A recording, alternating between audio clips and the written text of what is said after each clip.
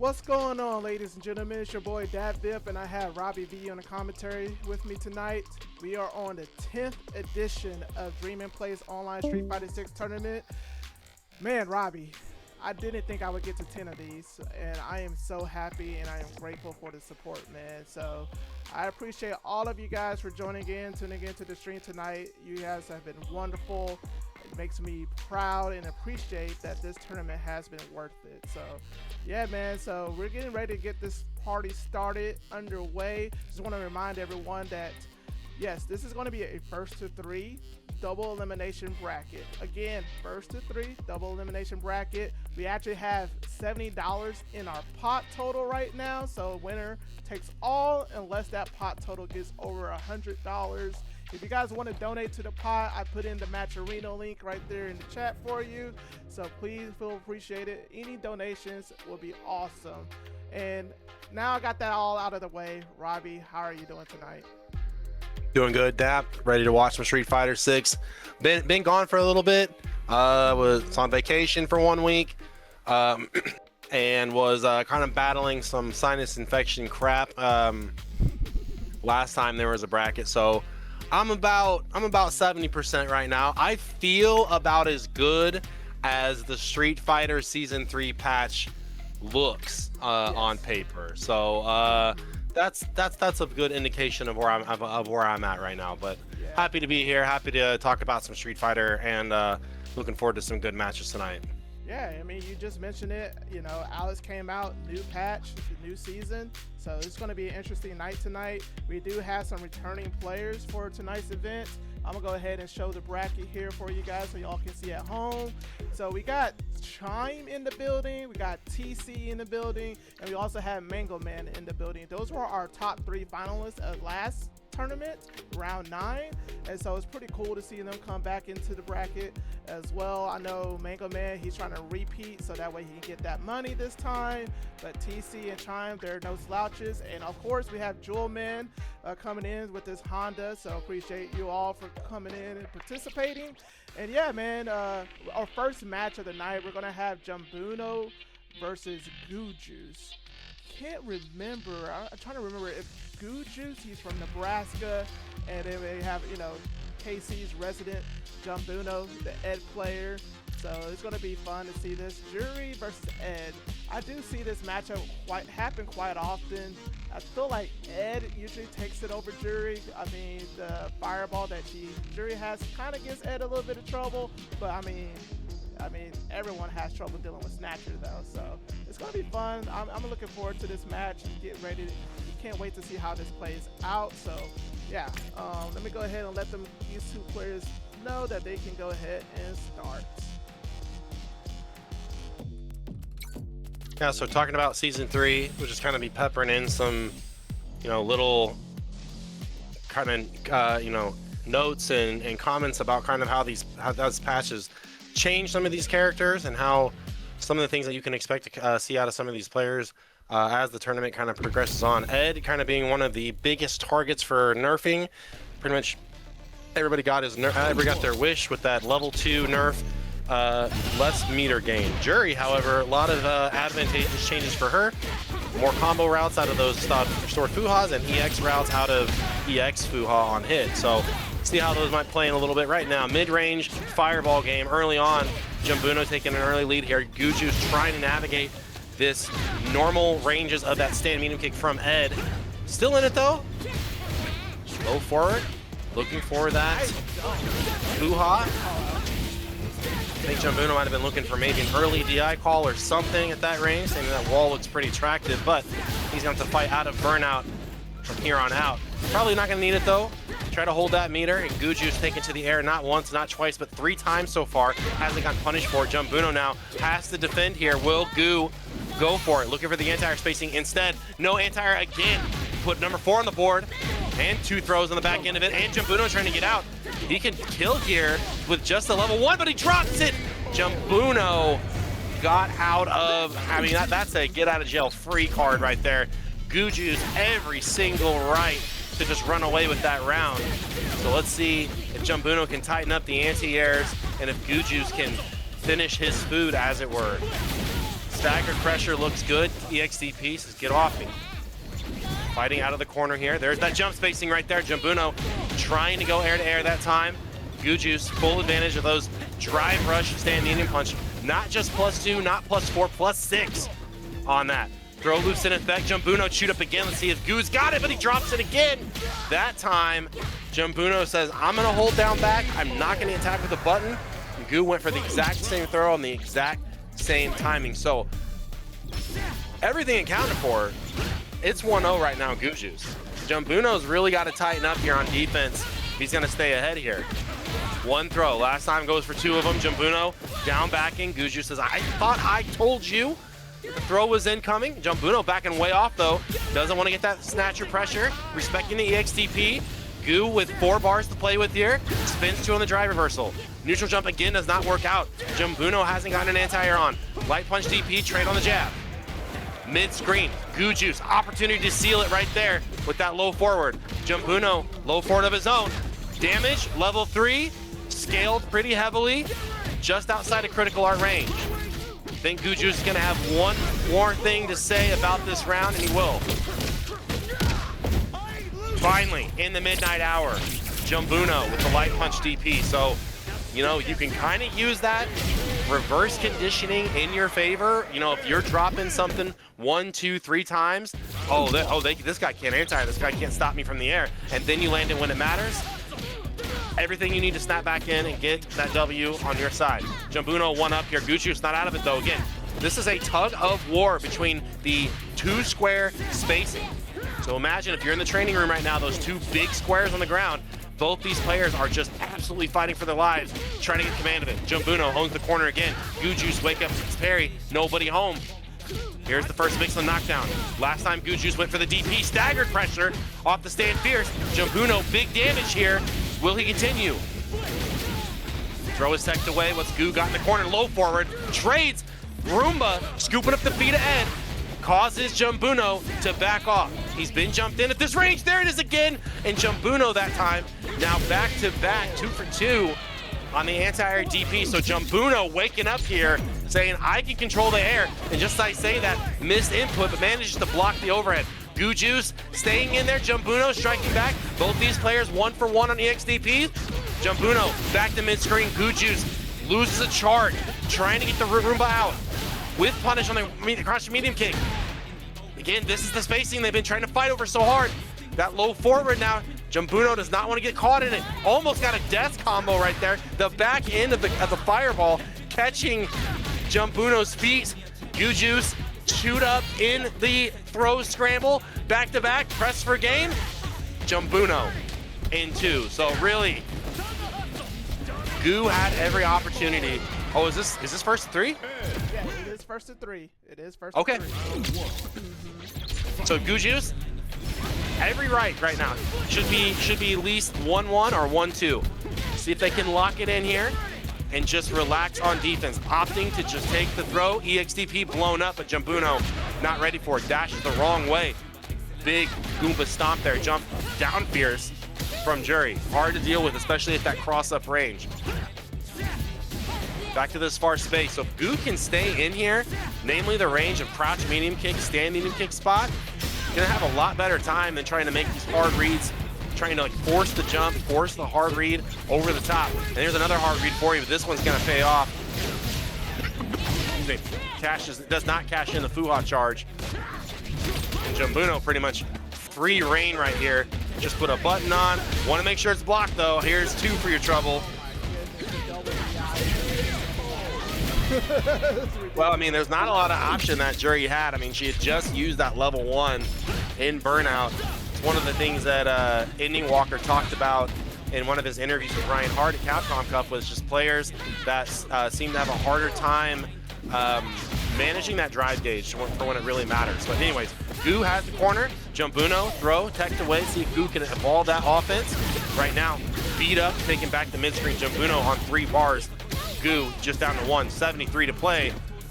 Jumbuno playing this guerrilla hit style run, and this is that air-to-air that just not worked out for Jumbuno so far, and GooJuice really respecting him. Will he keep pressing here though? He does, and Jumbuno's scared of that throw loop, backdashes, and that's exactly how he's lost every round so far. It's just not being confident in the corner. Sometimes you got to think to yourself, how many throws will kill me here? How many throws will kill me? Can I take 2? Can I take 3? Versus, what will 1 shimmy do for me?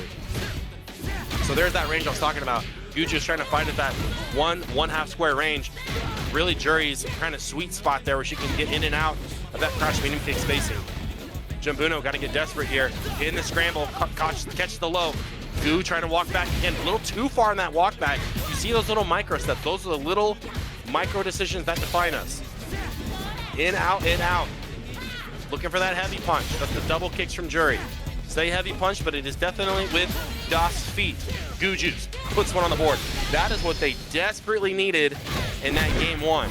So if I'm GooJuice right now, I'm saying I have everything I need to win. I've got my conditioning down on the button pressure. I've got my conditioning down on the throws. I just got to tighten it up a little bit here in the neutral and not give up my spot. Easier said than done when Ed is absolutely slapping you down with those flickers. Flicker style, as seen in Hajime no Ippo, Mashiba. A little too far back again. Neither one of these characters has what I would call a conventional fireball game, so it's not something you want to crutch on. Goo, caught tech. There's that crouch medium kick by Ed. Got normalized a little bit in the patch notes. Takes a little bit longer to recover. GooJuice, only a fraction. 2 bars to work with. Tries to get that empty jump grab at Jumbuno. Twitchy with it right now, pressing buttons on the other side. Like, that's the thing right there, is like you see that Jumbuno is trying to bait the fireball, but then he fakes himself out and then gets jumped in on. GooJuice looking for a DI there, just trying to change it up, show something different. EXDP in the plus frames, gonna go for the short level 2 combo right here. Nice, knows where the wall is. Optimal damage, huge chunk off that level 2. Goo again, trying to force the issue here, so I'm not going down without a fight. Jumbuno's gonna put it down 3-1. All intents and purposes, that's a 3-2 match. That's a 3-2 match. Yeah, nah, Jumbuno played it well, but there were several drops that GooJuice had did in that set where Jumbuno capitalized on.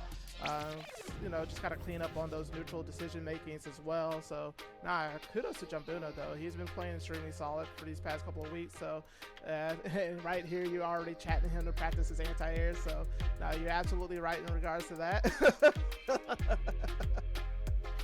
But nice, no, and that's the thing about Goo, that the most important thing about that type of loss right there. And we always talk about like, oh, the winner and everything the winner did well and everything the winner did right and everything bad the loser did and so on and so forth. What Goo needs to walk away with that from is that, hey, you earned the hits. Every hit that you got, you earned. So in knowing that, take with the confidence of saying, I earned my opportunity. I made my bread on that. It's on me now. I need to capitalize and I just need to follow through. And those are all things that I'm sure Goo will definitely develop over time and get there. But it's really easy to walk away going like, oh God, I dropped my combo, or oh man, I'm the worst Street Fighter player ever. I missed that hit confirm. Just know that half the battle is landing the hit in the first place, and that's what's important. So expect to see more out of Goo later on. Indeed. All right, so the next up we have is going to be Squintz versus TanMan. Man, they are already in. I keep telling these guys to wait until I call the match to start. They are hungry to play. Oh my goodness gracious. All right. Let me go ahead and get this all set up here real quick for y'all. So we got Squintz versus TanMan. Squintz is on Sagat, TanMan is on Akuma. Sagat and Akuma, both characters that got lightly adjusted, lightly slapped on the wrist. And look at this drive gauge assault that Squintz FGC is putting on TanMan right now. All of these stand medium punches, all of these Tiger Nexus. TanMan's gonna have to figure out an answer to that right now, or just get kind of run over by the Sagat game plan. Akuma explodes to life right there. serious offensive rally, crouch spear, TX fireball. My goodness, TanMan went from, if you block one more sequence, you are in burnout at 88 seconds to, by the way, I'm the master of the fist. Tiger Nexus overhead. Only part of it that is punishable. Option select, delay parry is your friend there. If you perfect parry it, go nuts. If you block it, it's -5, get you damage. TanMan finds the gap. Squintz still hammering away. Stand medium punches, +2 on block. +4 out of drive rush. I'm sorry, it's +6 out of drive. So you see Squint's game plan laid out for him. Wow, what a bait. Another one. TanMan, huge Akuma damage. EX Flame might have gotten nerfed off low 4, but it is still a monstrous damage starter as your punish counter go-to. And one thing you will learn real quick playing against TanMan is you will not get those free jump-ins. Has not missed one yet. Squintz not willing to block. Back throw, TanMan up 1 game. So again, both these, I mean, this is kind of a unstoppable force versus immovable object in terms of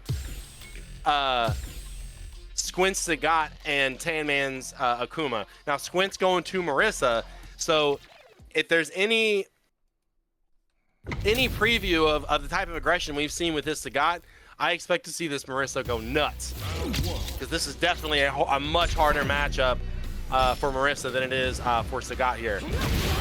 Gladius gonna trade on the way in, plus frames here. Target combo, what a neutral jump. TanMan's brother, however, does play Marissa, so a matchup that he is somewhat familiar with. Go back to mid-screen, TanMan a bar away, trying to get back into the green here. 80 seconds to play. Squint still looking for that air approach. Gotta watch out for the Superman punch. Gotta watch out for the jump. Man, got caught pressing after the parry. More counter hit damage racking up. Looks for the wake-up command grab. TanMan in control. In, out on the shimmy, and there is nowhere to escape. The jump back in the corner gets met with the dragon punch by TanMan. Squint's got to try to figure something out. Anti-air Akuma, about damn near impossible. Love the EXDP, and again, that is such a little brother response to that specific situation. That's like, oh, okay, my brother has hit me so much with that I'm gonna go figure that out right now, because if I don't, I'm telling mom, and I hope he gets grounded. Again, tries to look for the interruption right there. Now in danger of being burned out. This is exactly where Marissa wants you. Will Squintz cash out here? Level 1, not gonna be quite enough. TanMan, one step left, X away, almost gets the whip punish. Has enough to kill here. Absolutely, man! Squintz really drove that home and just got a little too conservative with their meter, and that ends up costing them the entire match. Yeah. Yeah, it's over with. He might have thought, oh, I thought that was gonna kill, or it might have just been like, okay, I figured something out here in neutral. I can afford to save it. Overhead, Squintz getting it started. Big damage early on. Plus frames. Here comes the Gladius again. TanMan still trying to hold up. Again, you can't really expect that not to frame trap. You have got to either try to go for the parry on that or just chill. But you can definitely see, man, Squintz has 1 gear, and that is full throttle all the way down the hill.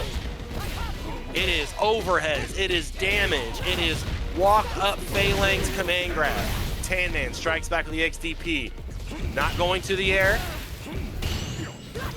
Looking for the whip punish there. Ooh, there we go. Yeah, and again, Squintz is not scared right here. Or should he? Excuse me, so. Yeah, very, it's 2-1. So that kind of play style, it has to be a gear. It cannot be the gear. And it's on, and don't get me wrong, it's on TanMan right now to adapt. Squintz can run away with this, because now it's going to come down to, will TanMan, the next time he blocks a target combo DP, next time he blocks a stand medium kick in neutral, will he block it, will he mash DP? And will Squintz be there to completely dismantle it? And right now, that's exactly what Squintz is doing. Full stock and lock, perfect Marissa gameplay. TanMan has got to get active in the neutral if he's going to survive this unstoppable force of Squintz at GC. There's the DP, so he's got to take advantage in the corner. Cannot get Superman punch right here. Jump roundhouse, finds a mark, shoot up in the target combo. Got to sit still, but Squintz has done such a good job at making that phalanx so scary that TanMan is not sitting still, and just what he does, punish counter. That is some of the fastest Marisa gameplay you are going to see.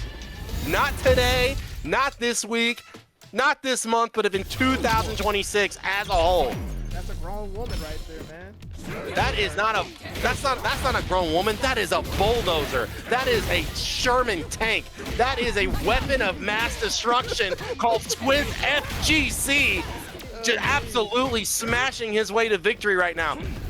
Superman punch locked in here. TanMan can't get a little bit of damage. And this is Squintz is like, you know what? I can take this anti-air DP.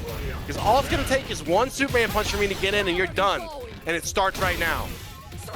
TanMan. Some burnout right now, so. Ooh, nice DP.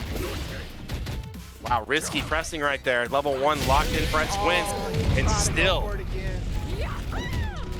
drives it in. Man, Squintz has, I mean, to say he has flipped the script here, understatement. Like I said, TanMan's got to get active sooner or later. Try to dominate the air. Still +3 on that. Sure, while you're walking away. The XDP. But again, man, if I'm Squintz, I take that all day because that is 2 whole bars that you have got to commit to, and that's a super. So if I'm Squintz, I'm going, that's fine. That's fine. Look, I'm caught right back up. It took you an EXDP and a super to get that. Neutral jump on the EX one. Finds the throw, looking for that delayed parry. Squintz just needs one good touch here. Can't get it. We're going down. Final match. Has TanMan turned a corner here.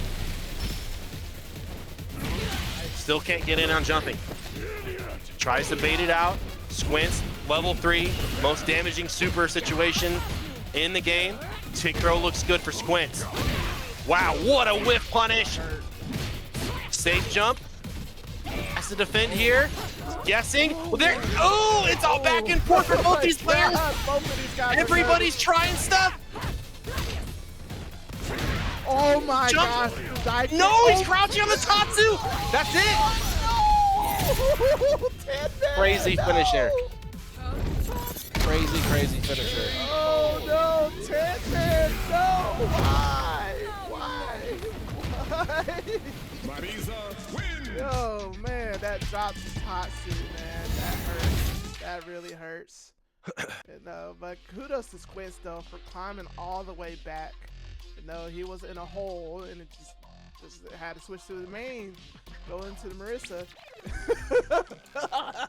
Like even him, he is sweating. He's sweating in the chat right now. But yo, that was a good set. Kudos to Squintz. Man, TanMan almost had it, but hopefully he'll bounce back in the losers bracket. All right, so that is precisely why I say Marisa is the Armika of Street Fighter 6. Is when I was playing Street Fighter 6, I don't care what rank you are. I don't care if you're Warlord Armika, like El Chocate, or you are rookie level Armika, whoever. You are always a threat. You are always a threat as long as you are on the screen and you have a pixel of health. You can run it back, and the amount of damage that character puts out can never be underestimated. So strong stuff to Squintz, not getting deterred in that first game, and let's keep it moving. All right, guys. So yeah, we're gonna have Jewelman, Honda player. He's gonna be coming up playing against Avaris.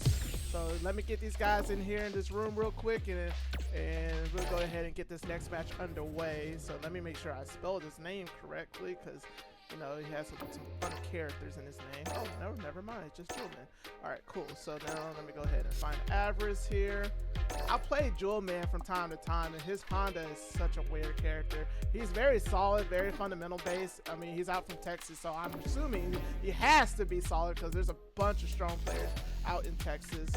And then, so yeah, we got Luke here for Avaris. Let's see here.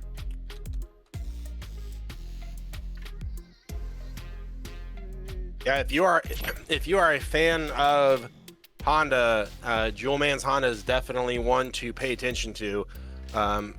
Always enjoy seeing his clips pop up on Twitter from time and time again, because you know Honda, pretty much every step of the game has been every version of Street Fighter. Feels like Honda gets a little less represented, and felt like even though there's a lot of hype of his return in Street Fighter 5, he definitely did not get the love that he needed to be kind of like a relevant character. So it kind of got thrown on the back burner as kind of a gimmick character, kind of like I'm just here to trick you type stuff.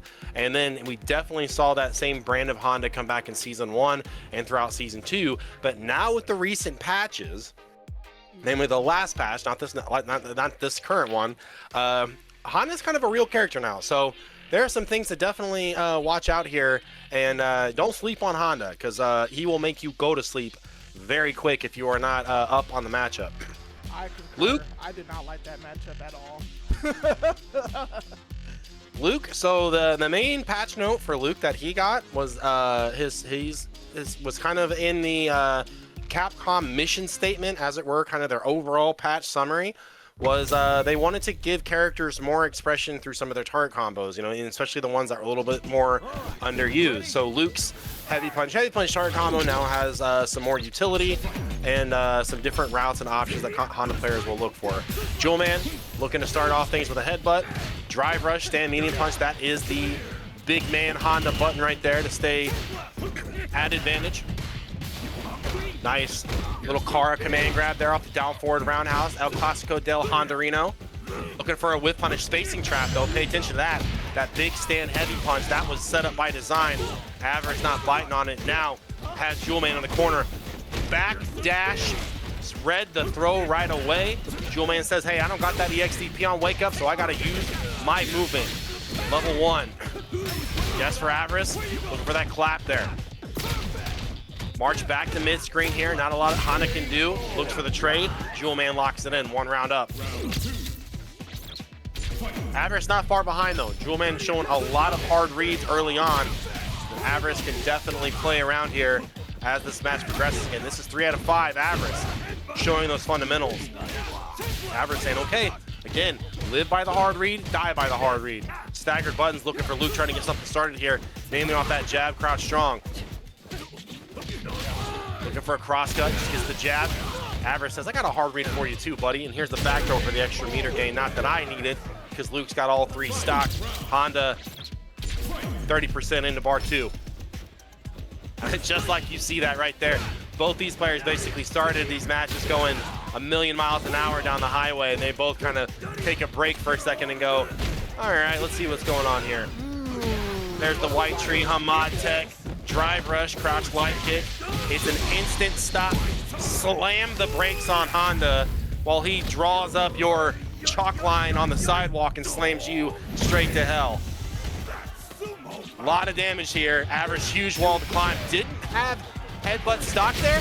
Look at that. Just walk up, stand medium punch. And again, that button is a world destroyer when it comes to Honda. It's my most overrated, no, it's underrated. It's the best button in the game. The best button in the game? I think it is. It's broken. I mean, JP exists though. Like that is true too.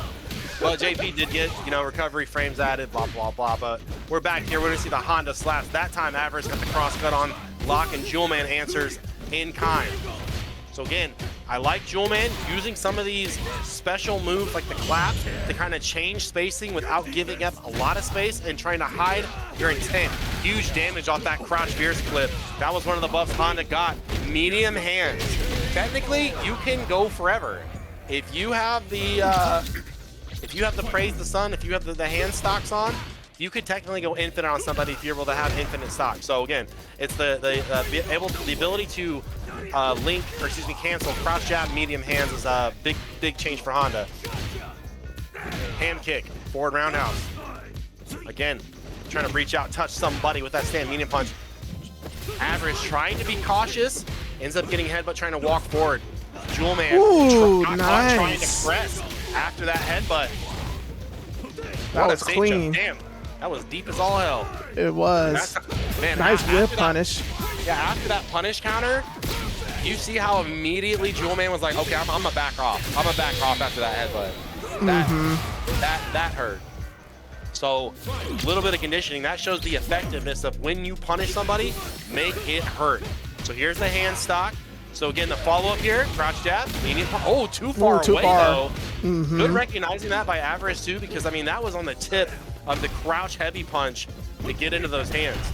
Jewelman lost the charge on that one too. Nice punish. Avaris says, that's fine, you're gonna light up like the sun. I'm gonna take all this damage. Ooh, I've never seen that conversion before. I wonder if that's new. Oh, this might be death here. It's Avaris, it's level 3, game 1, going to Luke. Yeah. So, a lot of adaptation at quite literal breakneck speed. Both these guys moving quickly. Neither one of them wants that momentum, wants that pendulum to swing to their side for too long. Yeah, dang, Avaris did the double driver brushes, and he's like the no other prodigy over here. Nice punish on those hands. Avaris DP's been a huge hallmark of shutting down Jewelman's ability to move via the air. Target combo, gets the knockdown, here comes the knee. Back to the wall again, really hammering those crouch medium punches is Avaris, trying to throw the button timing off of Honda, looking for trades just like that, because I'm willing to bet you Avaris can make that counter hit hurt a little bit more than Honda. Walk up, say hello, EXDP, or excuse me, headbutt. Again, both these players doing such a good job controlling that neutral jump space. Oh my gosh, you're absolutely right. Neither players want to give up momentum right now. Yeah. And just for the stat people out there, it's 4 for 4 Avaris on EXDPs. Not on reversals, EXDPs, bro. Like, to be 100% on 4 tries, kind of nuts. Oh my Level goodness. 2. That's how you know the matchup. One of my favorite level 2s in the entire game, super killer head ram. Oh, the neutral jump ball. My God. These guys play Street Fighter, and I said this earlier about TanMan and Chubby Pencil in chat. Shoot, we got Action Jackson. These guys play Street Fighter like it is older brother versus younger brother mentality. Yeah, Action Jackson out here saying, I did not pay $60 to block. That jump back medium kick on the incoming headbutt was, you know, I have yelled at mom and dad so many times for doing that cheap move to me. I'm going to prove it to you otherwise. All right, Jewelman here. Life lead has the anti-air locked in. Here comes the drive rush medium kick. Thermal punch. Oh, wow. Other side. Man, that is the epitome of a scramble. With button into, with throw into. Drive impact. Just DI. Oh my God, that roundhouse has been getting so much mileage for Avaris. And no, that is not projectile. He will not be denied. Okay, you know.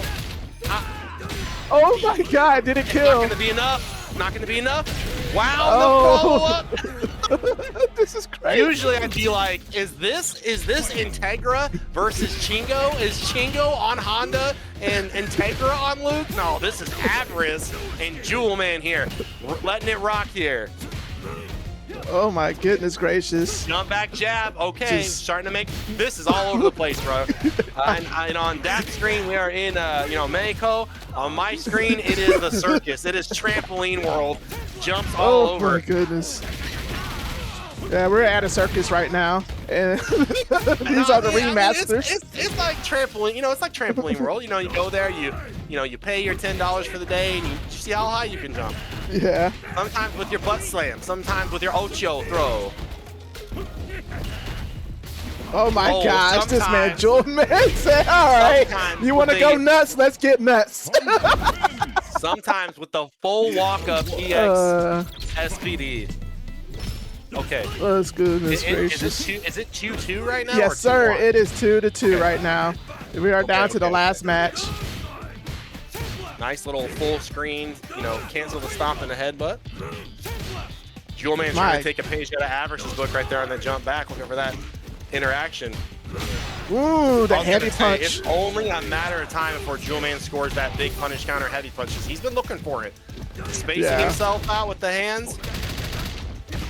What? That was a punish counter. I wonder what Jewelman pressed there. Medium hands. It's medium hands. Yeah, he didn't have meter, but he just got his drive meter back though. Oh my gosh, Jewelman dropped. I think he meant to super there. I was gonna say Jewelman being very smart, not spinning bar on the punish. Oh, he's gonna missed hit. the DP. But he still get the level 1 super though. Yep. Oh my gosh, Jewelman throws him out of the drive rush. What's gonna happen here? Robbie, do you have a guess? I'm gonna tell you. No, I'm gonna tell you. Jewelman's gonna hold the line. He's gonna hold the door. Oh man, that heavy punch finds its mark. Now. Whoever just chills out and blocks will probably win this. All right, there it goes. So far as Avaris, he has blocked the thing. He has parried the thing. So then Jewelman tried to block and got thrown. Will he block now? He has blocked and got thrown again. They're like, man, this Robbie guy doesn't know what the hell he's talking about. I'm sitting here trying to block and I'm dying. Time to kill now. Nice block. Nice DP there. So no jump back medium kick back here by Avaris so far. Jewelman got a spin bar to break up the pressure. We're walking back and we're looking for those whip punishes this time. Oh man, caught the EX hands. Will he press here? 4 for 4 EX DPs. No button by Avaris. Oh no. This might be it. He might get eliminated, sent out of the ring. Like 1%. Oh no, he's still alive, barely. A little more than that. Oh my gosh, that was dangerous. It was dangerous because he blocked that. That's plus. Avaris got something to say with the reset overhead. The reset. I think it's gonna kill him. Level 2. No, I don't. Oh yeah. Okay, it will. Okay. Yeah, because it reset. Yeah, the damage scaling reset. So, damn, that was call out. Save that meter. That is, I know exactly what I need to not just win, but stay in this match. Yeah. Because now, Avaris 1 bar ahead right now, and every single bar super has been so important so far in this set. Nice anti-air. Yeah, Jewelman with that heavy headbutt ready to go. Plus frames here. Pushed him too far out. Nice jump back jab. Looking for the stop sign. Delayed parry on the DI gives Avaris a lot of meter back. Able to get some jab damage in here though. Will you block and risk the burnout here? Avaris hammering away. Jewelman trying to survive.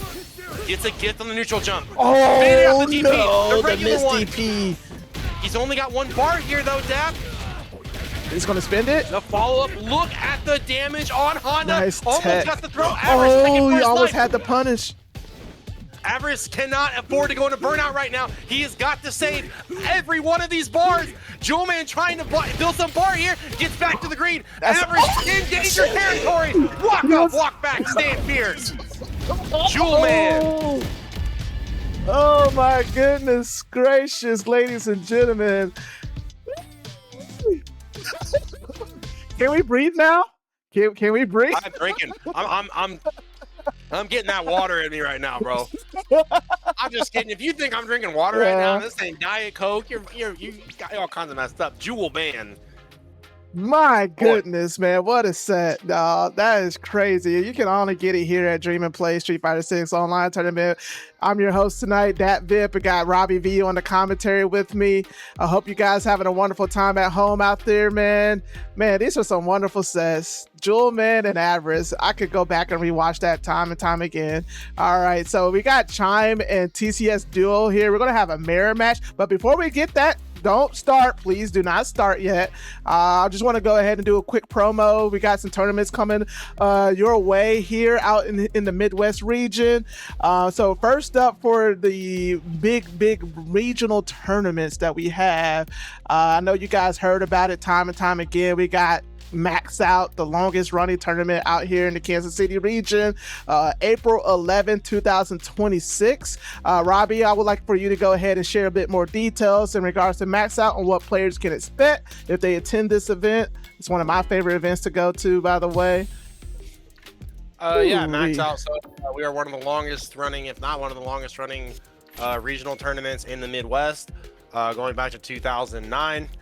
We're going to continue that this April 11th. We are partnering with Nebraska Furniture Mart and Level Up Arena. We got a 4-game banner this time around: Street Fighter 6, Tekken 8, 2XKO, and something that I've got a lot of pride in you know, helping support this, but the guys in Kansas City that are putting on these mystery game brackets, they put in some serious effort into this. Shout out isn't to just them. throwing a bunch of random games out there and, you know, you're playing stuff. They got a wheel that they spin. There's all kinds of carnival music going on. I promise you that you've never played any of the games that these guys have up. So the mystery game very quickly becoming one of the highlights of our tournament series Max Out. But again, start.gg/maxout is the link to that. Pre-register really helps our TOs get a good head count for equipment and able to optimize the event, and all registration will be done on site. So again, the website's not on that particular graphic, but it start.gg/maxout is the one to go to. Yeah, the link is also in the chat as well if you guys need a quick link. And then also for the next tournament that we have here in the Midwest region, we have Super Bit Wars out in Oklahoma. It's ran by, dang, why can I not remember the name? You just said it too, just a moment ago.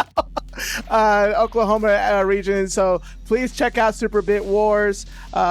Is one of my favorite. I went to, I think, the last two Super Bit Wars. It's where I met, Shirai Ryuzi and was it Pickelstein and Quote. All those guys will be out there as well. So make sure y'all check out Super Bit Wars. Thank you, Dr. Gatorade. Yes, it's Ricky McNeil. He's the one that is hosting it down there. HXC Gaming, that's what it is. So please make sure y'all check out Super Bit War. And then also, last but not least, we got Kansas KO.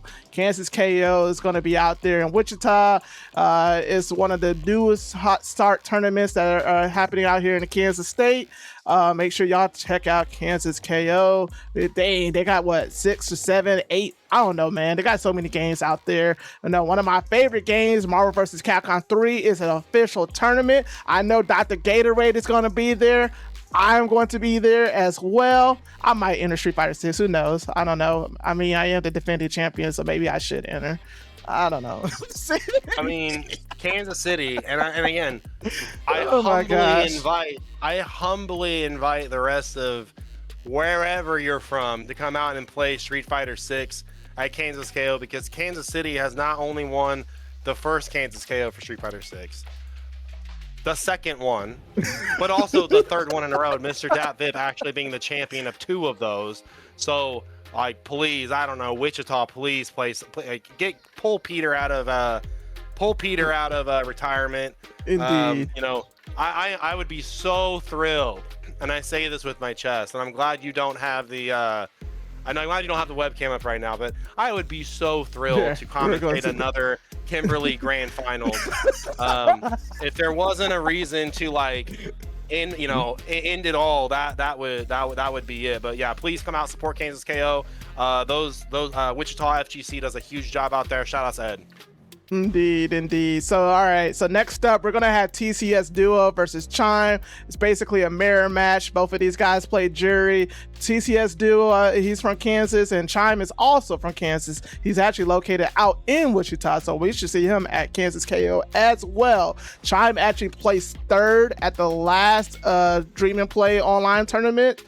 He took out Jewelman, sent him to losers, I do believe. So, and he's definitely no slouch. And TCSDuo is an up-and-comer out here in Kansas. I'm pretty sure he's going to do some work and give us a show as well. So I'm going to go ahead and let these guys know that they can start.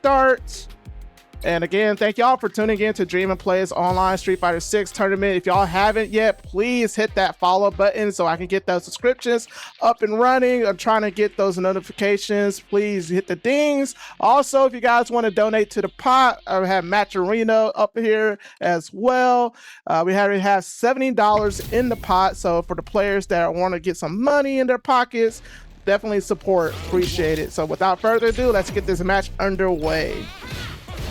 All right, so TCSDuo in the red, Chime in the pink. Straight into it.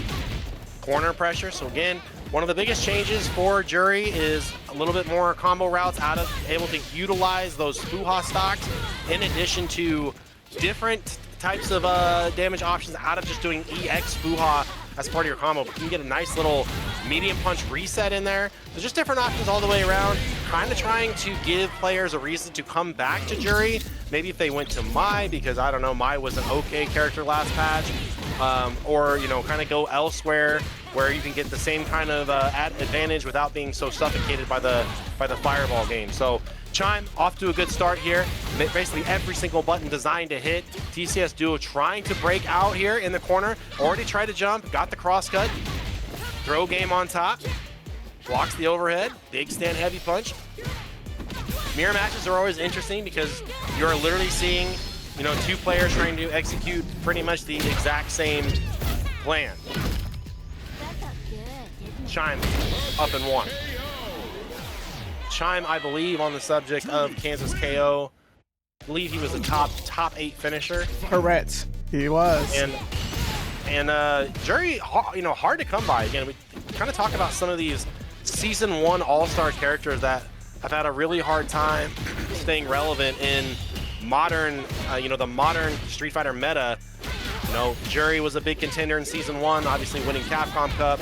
Ken up there, Luke up there, and these characters kind of fall to the wayside to characters like, you know, Ryu overtakes the Akuma players, Mai overtakes pretty much everybody else. So a lot of stand medium punch action going on. Again, that is the party starter, +2 on block, able to get your opponent scared of the throw, where they start walking back for that farthest reaching crouch medium kick in the game, or they decide to block and take that damage. Speaking of damage, TCSDuo sailing in with that dolphin dive, able to get a little bit of damage off there. Not enough to deter Chime. I think he's like, okay, I missed one anti-air. We can work around that. TCSDuo doing a great job right now trying to attack that drive gauge with that stand fierce. Walk too far out though, and you will perish. That is the name of Jury's crouch medium kick. And again, it's just hammering in all day.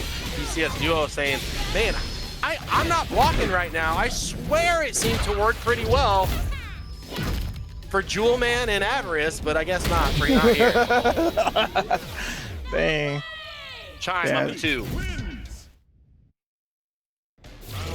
So the way this conditioning plan goes is that anytime TCSDuo blocks a stand medium punch, he's like, I gotta block for my life right now. And Chime probably going like, man, you still teched right there? After all those stand medium punch damage I put on you? Raw drive rush, still as good as the day it was printed, and Jury, one of the best ones at abusing it. Jury, DJ, Luke, kind of in that order. All the different buttons you can get out of that. And again, TCSDuo, the first instinct after anything happens on screen is to kind of walk back. So Chime able to adjust block strings right there and catch those feet. Walking back makes it extra hard for TCSDuo to catch back up, because if you think about it, if you're always getting hit on the tip of crouch medium kick from Jury, that means you're always about a whole square and a half away, and that puts you extra that far closer to, or that much closer to the corner. So you don't want to do the job for the other player. You've got to get brave. You've got to stand in that range that is uncomfortable.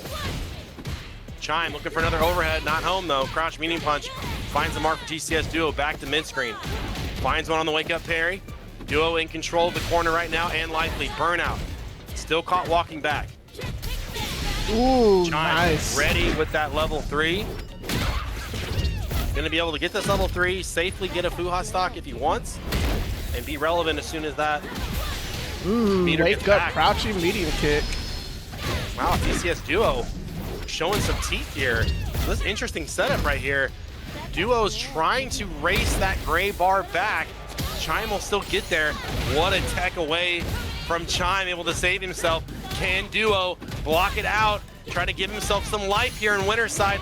Back to the green we go, but immediately walks back again. Gotta be so wary of that crouch medium kick. It has been Chime's damage the whole time, and now he's like, okay, you're not walking back. Here comes the hands, here comes the desperation, here comes the pinwheel. Yo, good stuff to Chime, man. That was really Solid nice play. with the, solid, and just plays patient and just waited for his opening. And that's prime Chime. He had took a break and took a hiatus from playing Street Fighter 6 and had to rethink his game. And he came back stronger than ever. So I'm happy to see his growth and his improvement. Main thing about TCSDuo in that, you know, again, in that mirror match, because there's so much happening that's characters attacking from the same spaces, making a lot of the same decisions at the same time. Number one, come back out the locals. I don't know why you ducking us like that. Come back out the local. Number 2, defense is your friend.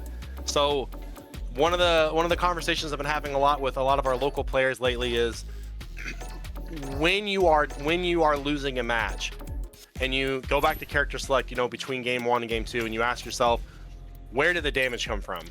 Well, if the damage comes from you getting stopped in the corner and slapped down, then that means you are uncomfortable.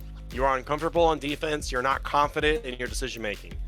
So what I encourage our players to do is to sit in that uncomfortableness. If there is a spacing like jury crouch medium kick, and hey, that's not just a TCSDuo problem. A lot of people, myself included, I get in that space and I don't want to get hit, so I just want to walk back and just hope for the best. Oh, I got clipped on the feet. Get in that space and get used to the feeling of being uncomfortable. And correct. I promise, as you get used to it, that stress to try and answer every situation with a big choice, that stress to say, I gotta do the big thing, will start to alleviate and like wash away. And just like in real life, like I said, if you're uncomfortable, in social situations, talking to people, you gotta be in that uncomfortableness, go say hi to somebody. Little bits matter. So again, if you're uncomfortable in a spacing in Street Fighter, you're uncomfortable with the situation, replay takeover is there. You can do that. Oh yeah, Happy Shoes got me right there. I see you. All right, so guys, we got our next match. We have TCSDuo versus Reinhold. TCSDuo actually placed second at our last online event, lost to Mango Man, and now he is up against Reinhold, one of our resident top 8 finishers of these online tournaments, rocking the Zangief. Man, so we're gonna have an interesting match. I don't really see this matchup happen pretty often, so I don't know how this goes. I know Rashid is rushdown heavy, so Zangief does have kind of problems with handling rushdown characters, but all Zangief needs is that one command throw, though. I mean, that's usually what it is that one command throw. All right, so gonna go ahead and get this next match underway. I also did forget to mention that TC did ended up winning Winner's Showdown, one of the Colorado's big regional event that just happened a couple weeks ago. Yeah, so he's a very talented player. Well, talk about, losers and winners. Oh man, I don't have spectate on. Behind. Losers and winners of the patch. Zangief got nothing. And lost nothing. No, the only main change he really got, my replay is catching up here. Only main change is he can do like, instant air drop kick to get over some kind of low pro fireballs. But Rashid basically got reverted back to Street Fighter V. He can now throw that fully charged Windstock or the EX version and roll underneath it and then just be plus in your face. And we're springboarding.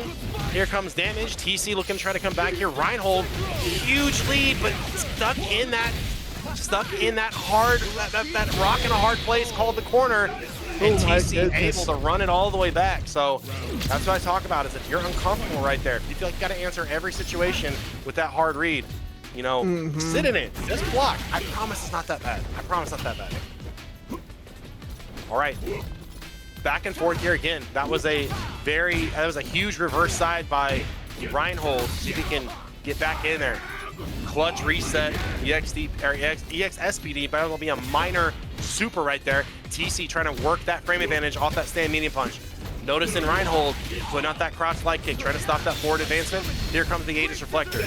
Drive reversal will not save you. Pick up, EX spike, heavy punch DP, looks good. Wow, Reinhold answers with the wake up back throw. Still in burnout. Hard to tell though. This gray robot outfit being in burnout kind of makes it hard to see stuff sometimes. The Mecha Geek. Ooh, drive rush. Shotgun punch. TC trying to get a little bit more conservative with how he presses buttons in neutral.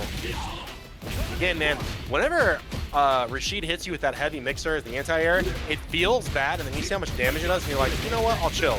EXDP option select works out for TC, gets another anti-air. Reinhold starting to get chopped up here in the neutral, trying to advance via the air. Give to my loop, forward medium kick. Again, reverse it confirmed. If they block it, chill. If it whiffs, SPD. It's got to be spaced. And TCSDuo doing such a good job holding it out. And just when Reinhold gets that jump and he backs off, it's like, you know, this guy mashed XDP last time, I'm a chill. Harrison Butker looking ass level 1. Field goal pickup. Oh my goodness. I think DJ's closer to it. They both got that big kick. Ken got a big kick too, but he would just like the football on fire. That is true as well. Yeah, that's my why goodness. He's not working for the local construction company doing roofing on the weekend. Yeah. Ooh, in the neutral, shimming. Big damage, combo's not done yet. Okay, goes for the safe jump. Rashid, like Aki, is one of those characters where I always go like, oh, the combo's done, right? Oh, the combo's done, right? And bro, there's like, so many juggles. I feel like even with JP now with this infinite juggles, I'm like, when does this combo end? You know, Kimberly got something like that now with her new buff, so that's pretty cool to see.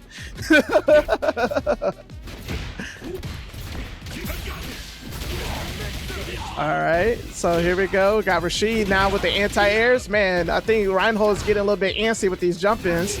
Got to slow it down. Yep. Yeah, TC is just very good with those anti-airs. The thing is, though, is like there is something to be said about, you know, big body grapplers where you can say, I can spend up to 50% of my health, and trust me when I say this, I can spend 50% of my health because all it takes is one SPD and a bad guess later, and guess what? All of a sudden, all those jumps don't really seem to matter. Yes, indeed. You're absolutely right. And that is the power, and that is the advantage of using your health as a resource. Like Reinhold at that point, if any of those jumps hit, like jump medium kick, that's just extra credit. That's just the icing on top. Indeed. Now you got to plot this mix up here. My goodness. Still has to hold it though. Indeed. Nice jump. But wow, what he get hit by? His body splash, and looks like TC might have got out like crouch medium punch or something and traded into EXDP. Very interesting. Indeed. All right, like, so this is kind of one of the reasons why like high-level players kind of shied away from Rashid, even though his level 2 is so dangerous, is because he is very much a death by 1,000 cuts type character. So yeah, kind of like El Fuerte in that regards from Street Fighter 4 is, yes, he is mixing you up a lot, or at least it feels like you're getting mixed, but then you realize like, oh, the damage really isn't that bad until, you know, they baited reversal and then you died because you just got slapped in the back of the head 32 times. Agreed. I know, yeah, one of the Rashid does do a whole lot of damage, yeah, because there's not really that many Rashid players at a high level. It's only, Big Bird and Dual Oil Kevin. King, maybe? Yeah, Oil King too, and Gotcha-kun, yeah. Yeah, actually, Oil King doesn't even play Rashid anymore. I think he's on Akuma now. So we got to see Rashid do one cool thing at Capcom Cup, and that was get the Light Punch DP option select on the Wake Up level 1 and just watch Gotcha-kun's life just evaporate from his eyes. Yeah. Alrighty, TCSDuo. So yeah, last set. He's on set point. Nice. Oh man! Wow! I think that was a that was a dry parry setup. Definitely was thinking Reinhold was going to parry, but it didn't. Again, the crux to this matchup, you know, is again, this is that jump I was talking about earlier, but Reinhold drops again. I wonder if there's some internet issues there. We were just talking about Comcast. We got 2 bars here. TC got more than enough to deal with. Oh no! Reinhold absolutely must not go in. Oh my gosh, that heavy punch. Not go into burnout. I think there might have been some network connection issues there, but you know, not trying to make excuses for anybody. It just seemed like maybe both players weren't getting to play their best Street Fighter. But regardless, TC's gonna move on. And grapplers, if you're out there, if you're the grappler player that has struggled with Manon, you struggled with Lily, and you're struggling with Zangief, and you think that Alex is going to save you, you will have to learn neutral one way or another. And I'm not saying about Reinhold. I'm just saying that the patience to sit there and just walk your opponent down with crouch light punch and chill and chill. Yeah, it makes me some more. Yeah, it makes me amazed and impressed by Itabashi Zangief and Kobayan, because man, those guys, they are always just blocking for like 50 seconds of that match, and then but as soon as they find their opening, man, good luck. Oh my god, if you ever seen that movie Taken, oh my gosh, when they're on a phone call, and then you have to say, I will find you and I will kill you. That's it. I will Good find luck. you and grab you. I have a very special set of skills, and it's called Character Loyalist. The I Liam played Neeson, Zangief man. in Street Fighter V when he was at his absolute worst. Yes. Yeah, but I've been this watching iteration High Score Girl, and it's so funny to me how Yes. she can win with Zangief. Yeah, man, I love that show, man. High Score Girl is one of my It's great. favorites manga. Yeah, It's Ono is one of my favorite characters. I like the spin-off High Score Girl Dash, and it follows the other girl who plays Akuma, the top tier whore. Well, the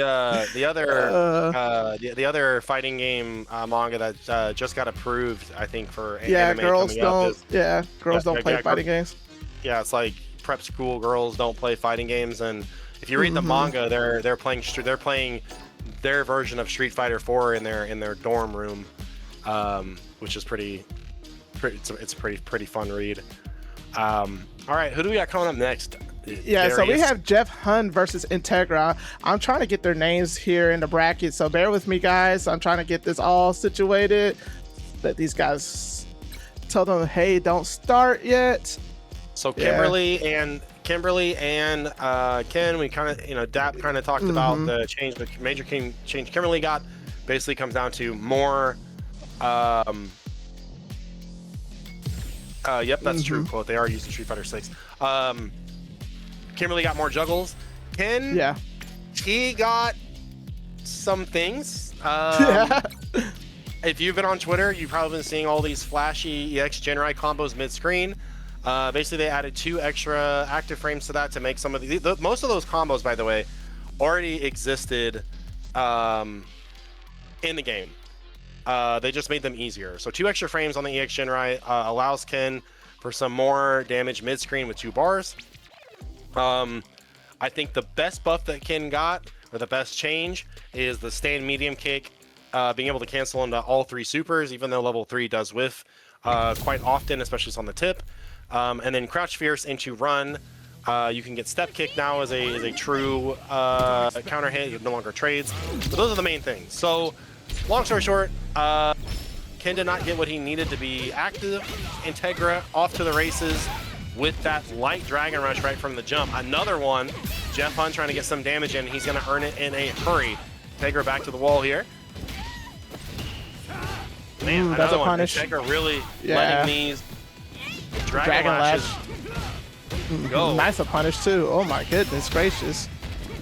I think Integra trying to say, like, Jewelman and Avaris tried to upstage me? I don't think so, buddy. But he finds a perfect parry here, so now he might be able to change the momentum. Yeah. Big, nice punish on the run stop. Big precedent to set to stop your combo, run, and look for that reset. So again, run, stop, neutral jump. That time, Jeff Hun, crouch, fierce, locked and loaded. Great anti-air for Kimberly. Definitely can feel like a cure-all. Interesting. Dragon Lash on the Bushin step. Looks good. Looks good.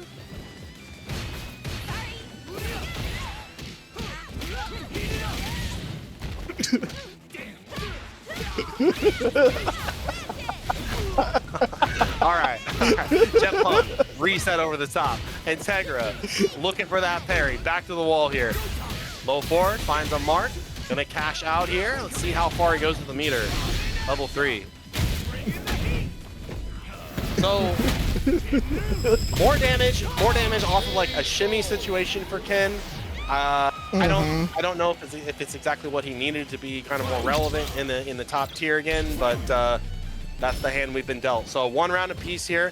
Jeff Hun, I think, has got his detective glasses on right now, trying to figure out what manner of monster is this. No Pokédex will tell you what you're up against Integra.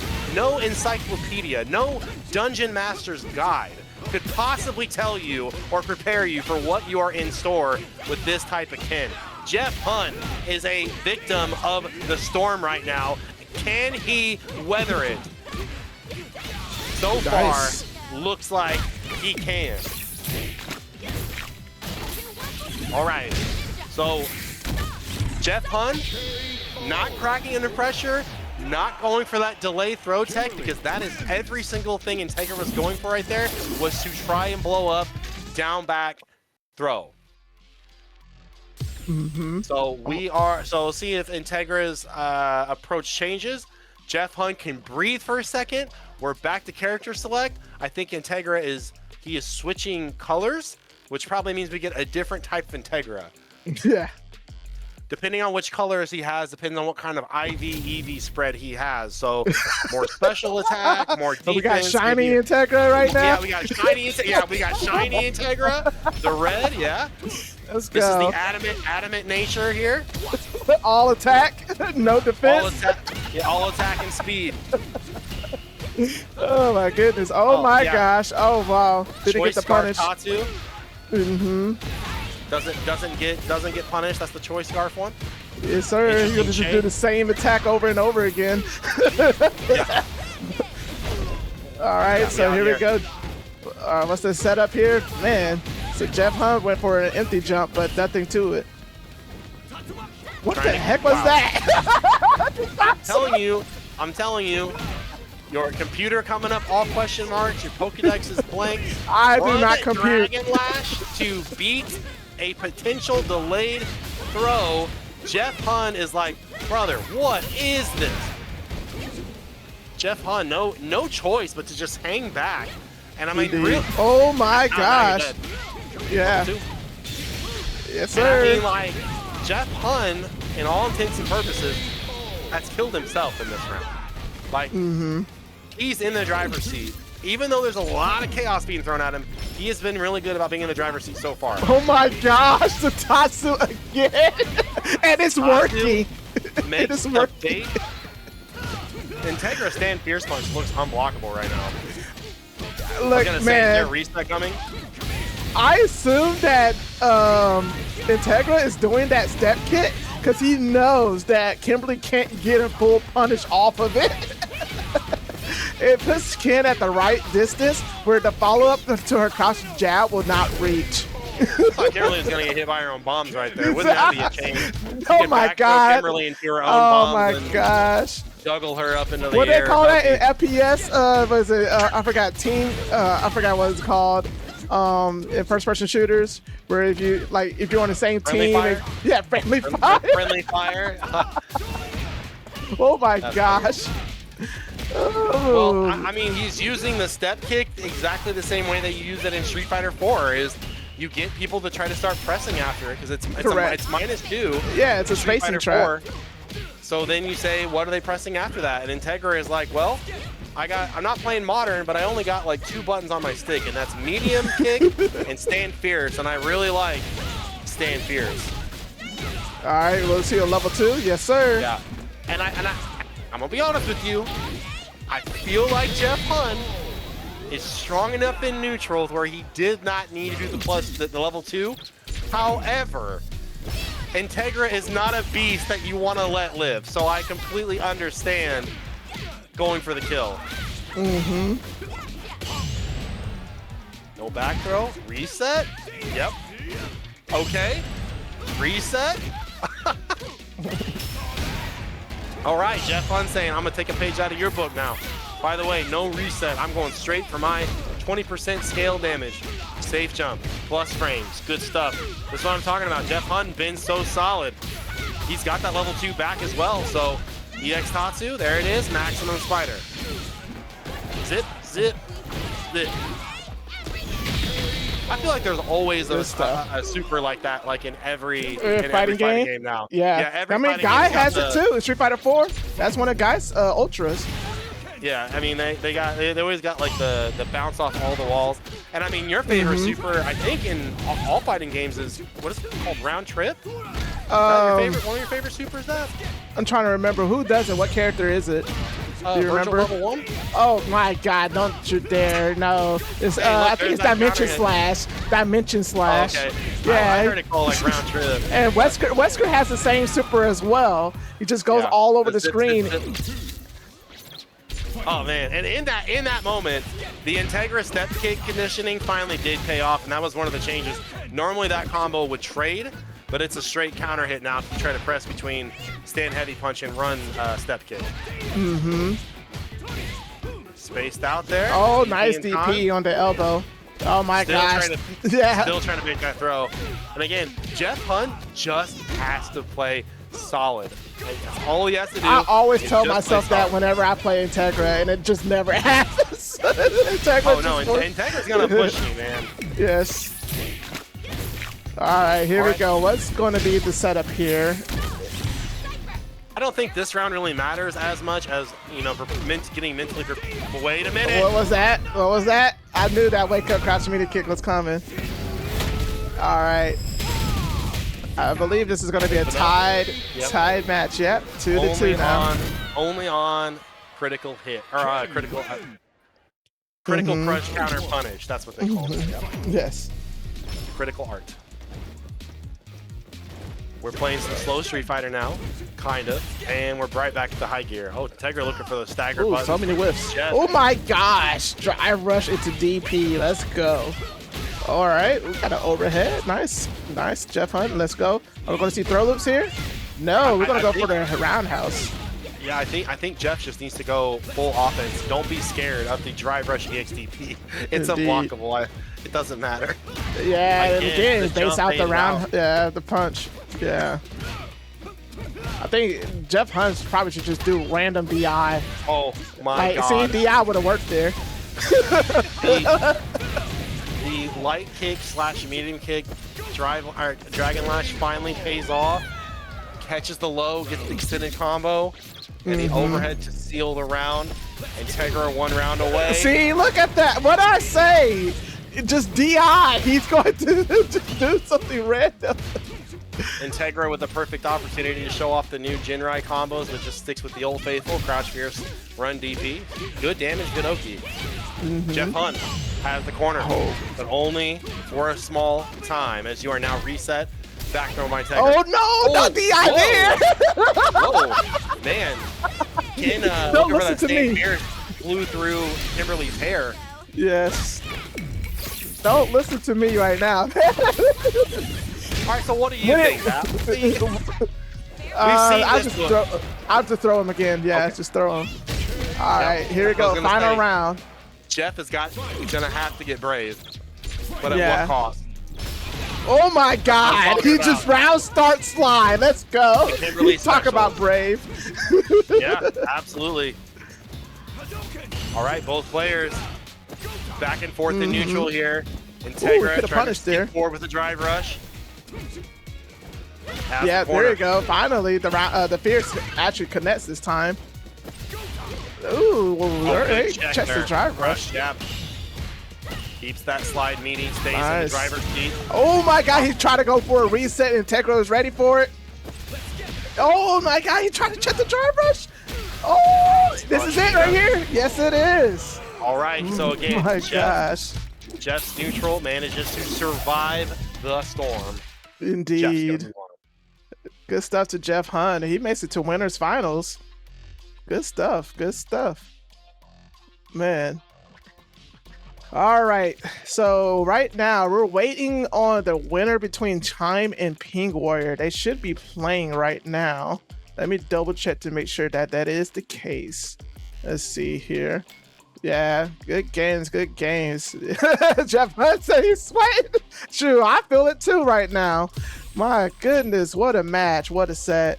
Yeah, while we waiting for the winner between PingWarrior and Chime, let's go ahead and let's take a quick look at this bracket here. Let me see if I can get an update real quick on this bracket.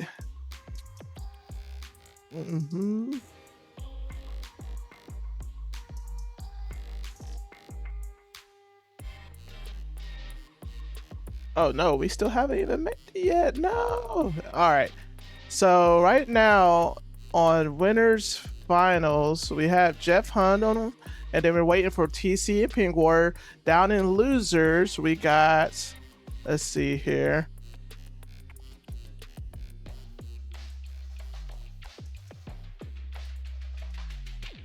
I'm trying to see if I can get the bracket to show up here. Apparently not. Tournament stream helpers not being appreciative right now. It's telling me to screw up. All right. So yeah, on the loser side, we got Jewelman. He's still alive. He's playing against TCSDuo. Jumbuno is playing against Squintz right now. Chime and so Chime got sent to losers. PingWarrior beat Chime. Nice. That is an upset. Good stuff to PingWarrior. He is definitely getting better. The Aki. All right, so we're gonna see PingWarrior versus TCSDuo up next. And then we got Reinhold and Golbat. They're playing in losers right now. And I mean, I've seen that match countless times. I would like to see it again. Yeah. That's kind of a grudge match for them, I think, right now, because Kansas City had their big anime convention last weekend, Correct. And those two guys, faced off in grand finals, and Reinhold actually came out on top, and that's Zangief versus Guile. So correct. Definitely an uphill battle for the Zangief player, but Reinhold able to pull it out. So you can bet there's a little bit bad of blood. A lot of bad blood. There's a little salt coming in off. All right, so yeah, we're gonna have PingWarrior versus TCSDuo up next. We got Aki versus Rashid. I don't think I've seen these two characters play each other at all. This is not a common matchup that you ever see, so I'm looking forward to this as well. Man, we got some good matches so far lately. Don't you agree? Yeah, biggest change for Aki in this current patch is Toxic Blossom. That is the retribution state where she pops people up. She gets a little bit of drive gauge back off of that, so a little more extended combos because she didn't have to worry about just a little bit of extra effort to build that drive gauge back. So I was gonna say, I feel like these matches for both these players can be kind of feast or famine. Rashid gonna be a little bit at the mercy of Aki neutral until he gets that level 2 online. I think that's why TCSDuo doing a good job right now, spacing buttons out, seeing if he can, how many mediums and heavies he can build in there. It is a race to 2 bars for Rashid, whereas Ping is just trying to, like I said last match, kind of weather the storm here. TCSDuo, good fundamentals, medium punch DP, finds a mark, and shoot up in the corner. So I talked about being uncomfortable in the corner. This is going to be one of those situations that if Ping gets chewed up, trying to tech, trying to press, this is one of those things like you've got to be comfortable. And right now, blocking for his life, stand medium kick for TCSDuo, doing absolute work right now. And interesting opportunity here for TCSDuo though. He's got level 2 on block, so if he can get out of this round without having to resort on it, it's going to be huge going into the next round here. Light punch mixer finds the mark. TCSDuo up 1 round, and the 2 bars stocked in. And if he activates level 2 here, he's going to have enough to get a bar back probably easily. I was going to say, an interesting interaction right there. Dad talks about, like, I don't think I've seen this very much. I honestly didn't know what was going to happen right there. I was like, man, is the whip going to, like, cover over the top for Aki if he tries to jump over it? Clearly not.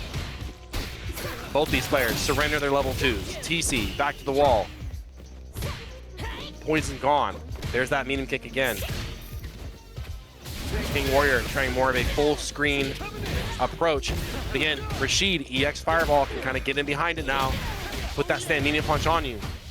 Wow, PingWarrior in the midnight hour. Desperation. Crouch jab. TCSDuo just okay to block all this. And again, just stand medium kick. All right, maybe I know something about your button timing. You're always trying to press at this range. Maybe you're trying to jump out at this range. Regardless, the Croc's gonna find a mark. TCSDuo up 1 game. PingWarrior scooped up on the fireball. Nice little frame kill on the overhead. TCSDuo, a lot of control right here. PingWarrior, got to try to figure something out. TCSDuo constantly threatening the anti-air spacing, forcing PingWarrior EX Fireball just to clash in the neutral. Both these players fighting half square range. PingWarrior with a sniper on that medium whip. First command grab lands. If you're PingWarrior, you're either saying, I needed that to land early so I can pull it out late, or did I use it too soon? Time will tell. Fully charged Fireball. Look at PingWarrior saying, nah, if it doesn't get out there, I'm putting damage on you. Seems to be a theme of Capcom where if you have a, you know, a thing on the board and you get hit, you lose it. You know, it seems to apply to everybody except for Kimberly. Can crouch, she gets punched, can still stay out. Shout out to Blanca Chan. Shout out to Rashid's Tornado. Oh man, missed space on those hands, could have been a bad deal. Kind of surprised it didn't break the armor. Overhead, more damage, more meter. Ting able to cash out, walking into potentially win number 2 with all 3 bars. PingWarrior not far behind though. Nice, doesn't get overloaded. Looked for the jump, said, hey, I got jumped right in that same spot last round. I got the roundhouse ready. Empty jump looks good. Will he press here? Keeps the pressure on. TC answers back to the jab. Out of the corner, cross up. Looks good for TC. 3 bars here. The setup, crouch medium punch starter. Big damage, trampoline combos. Into the level 3. Dang, it's gonna do a lot of damage. Straight up mental damage. Anybody that lives in Missouri or Kansas with tornado drills. Hiding under a desk won't save you. TC up at 2. Yo, good stuff to TC. So it is come down to just very crucial kind of one-touch scenarios here where PingWarrior has been on the receiving end and TC able to fully capitalize. With punishes or just, again, icing on the cake. Both players been pretty solid so far, not letting big mistakes fly. PingWarrior lets him sail in for free though, no anti-air that time around. TC trying to get the mixer pressure started. Great defense, chopped up in the delay pressure. Here comes the roundhouse. Staying in front, PingWarrior jailing, has the command grab set up now. We talked about showing it early, walk back, stand fierce punch. We've all got PTSD from that button in Street Fighter V. So now Ping again, life lead, but can he hold on to it? There's that command grab. So the big question is here, PingWarrior is down 2 games. How much will he rely on that command grab to try to kind of get you in a gotcha moment? With punishes all over the place for TC. So far scored 3 in this set. Let that poison tick down 1 frame at a time. TC with the reads. Another jump roundhouse, double with crouch medium punch for the frame kill. PingWarrior waking up with the parry, starting to get desperate here. Needs to try to keep this advantage while he can. But TC, oh, a little bit of a drop there. Oh, he had the jump, but it just didn't get it. He did the wrong one. He wanted the cross up right there to get out of the corner. Aki does have like 3 different inputs on those jump heavy punches. Got the wrong one. He's trying to go for the chip. Man, Yeah, PingWarrior is playing Frogger right there. Just avoiding all the cars. Yeah, that's when you see like, you know, Morrigan or Storm going to those fly combos where they're just up in the top corner of the screen, just can't get to him. PingWarrior wishing he could Red Bull and get some wings online, because right now it is Eagle Spike. Nice punish right there on the whiff. Yeah. All okay, right. So this is that moment though. So every time that Ping has backed off and given a big range of space, TC has come up on top every time. And it's always been a, I'm gonna jump the whip. I'm gonna jump a fireball right here. Like, I'm waiting for you to screw up. But TC immediately adapting and saying, I'm gonna give what you take me. If you're not doing anything big, I'm not doing anything big. And you bet that I conditioned you off that double crash medium punch earlier. You got a command grab, I got a shimmy. TC in 3. My goodness. That's one of those matches, you know, as you said, Rashid versus Aki kind of rare for everybody involved. You know, correct. That's one of those matches, you know, if I'm PingWarrior, I'm hopping in those DMs and being like, you know, will you please, you know, can we please run a long set? And especially a player like Ping, he's going to be able to absorb that information like a sponge, bounce back stronger next time. And I promise you, if you're in this tournament and you're not DMing TC, hey, can I get a look at that Rashid matchup? You are doing yourself a disservice, because you are here watching Dream and Play 23 online tournament number 10. Yes, My sir. name is Robbie yes, V, sir. and I am here along Dat Vip. Please yes, hit that favorite Please hit that follow button. Consider chucking us a subscription. Hit that Matcherino up. Let these players know that you enjoy watching them play. But yeah, man, I mean, there's a lot of opportunities here, especially in these, and I say this with my whole chest, smaller tournaments where you can try to network with some of these players and really, like, you know, get in and, you know, get in the trenches with them, rub those shoulders, get those long sets. Even if it means getting, you know, blown out 20-0, at least you're like, all right, I feel better about the Rashid matchup, because I guarantee you, it ain't about beating TCSDuo in one of DAP's tournaments. It's about every time you sit down next to another Rashid at a major, you're like, no, I play against TCSDuo all the time. I play against Jewelman all the time. I play against Squintz FGC all the time. Like, your Marissa ain't shit, bro. Like, because I play DAP's tournaments every week. I got to know these players, get involved with the community with it. It's a hidden advantage of playing and stuff like this, for sure. Indeed, agreed. I appreciate that, Robbie. And yeah, so next we got Jewelman versus Squintz, Honda versus Marissa. This is going to be another exciting match. I'm looking forward to this one. Again, this is the 10th edition of Dream and Play. I added a $50 pop bonus to this, so winner basically gets that money in their pocket. If you would like to donate to the pot, I hit the Matcherino link right there in the chat for you guys. Definitely want to see anyone contribute. Any contributions would be appreciated. So yeah, let's go ahead and get this show underway. So let these two players go ahead and start. Boom, boom, they are ready to go. So Honda versus Marissa, Squintz versus Jewelman. So let's see here. So this is my prediction is gonna be nuts. And I'm only going based off what I've seen out of both these players. Jewelman Honda earlier against Avaris, it was we only have one gear to drive and it's gear 10. Squintz FGC earlier against TanMan, I only got one gear to drive and it's also a 10. So we're off to the races with the Honda races. The EX Sumo step right away, and these guys are pressing all day. Squintz walk back, try to get that Gladius spacing, but only to jump and get to catch that cross up. Overhead again. That is what helped him mount his huge deficit against TanMan earlier. On the way in, other side, neutral jump, trying to base something out is Jewelman. Got a huge wall to climb here. Man, Squintz not saying die for a second. Stun combo here, 3 bars to work with, keeps it simple. Will he press with the wake up super as a threat from Squintz? Oh, had the spacing for the shimmy, nobody home, and Squintz with that boxed up phalanx. Talk about it. One of the things that Marissa got buffed is she is now much closer after that Superman punch to try to get the phalanx online. So she can go with the command grab, with the smash.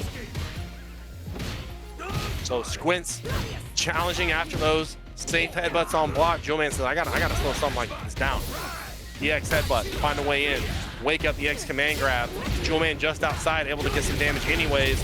Holds on to the meter. Says, now we're gonna need to save this one.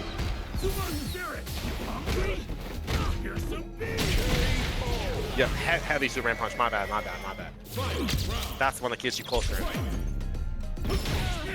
Other side, chaos right now. You figure it out. All right, so Jewelman showing that he's trying to jump out of the corner. You saw that one little gap in the pressure where you saw Honda just take the punch to the stomach, saying, I don't want to get command grab. Look at this, though. Fully charged Gladius takes the headbutt, turns it into a level 3. Squintz, one command grab away. Guess for game, gets caught. But wait a minute, Jewelman over the top here. Can't get the combo. Walk up throw. You gotta keep it meaty, and you gotta keep that DI tight. And he's going for the whole thing. Man, doesn't even need to spin the level 3. The rate that match was going, it was like, I don't want to give anybody life. If I can kill you, I'm emptying the clip. When I'm not double tapping here, I'll spend the extra money. But Jewelman on top so far. Squintz with the reactions. Good damage starting here. Jewelman showing walk back, no jump that time. Got to see damage here. Crouch fear starter looks good for Jewelman. Little command grab action of his own. Ochio throw online with the sumo step behind it. Squintz looking for that delay button, finds himself crouch medium punch. So a button I wish more Marisa players would get confident using, because that button can definitely jump out there. Great range, drive rush cancelable. We talked about all the characters who can't drive rush off crouch medium kick before the broadcast tonight. Marisa being one from season 1.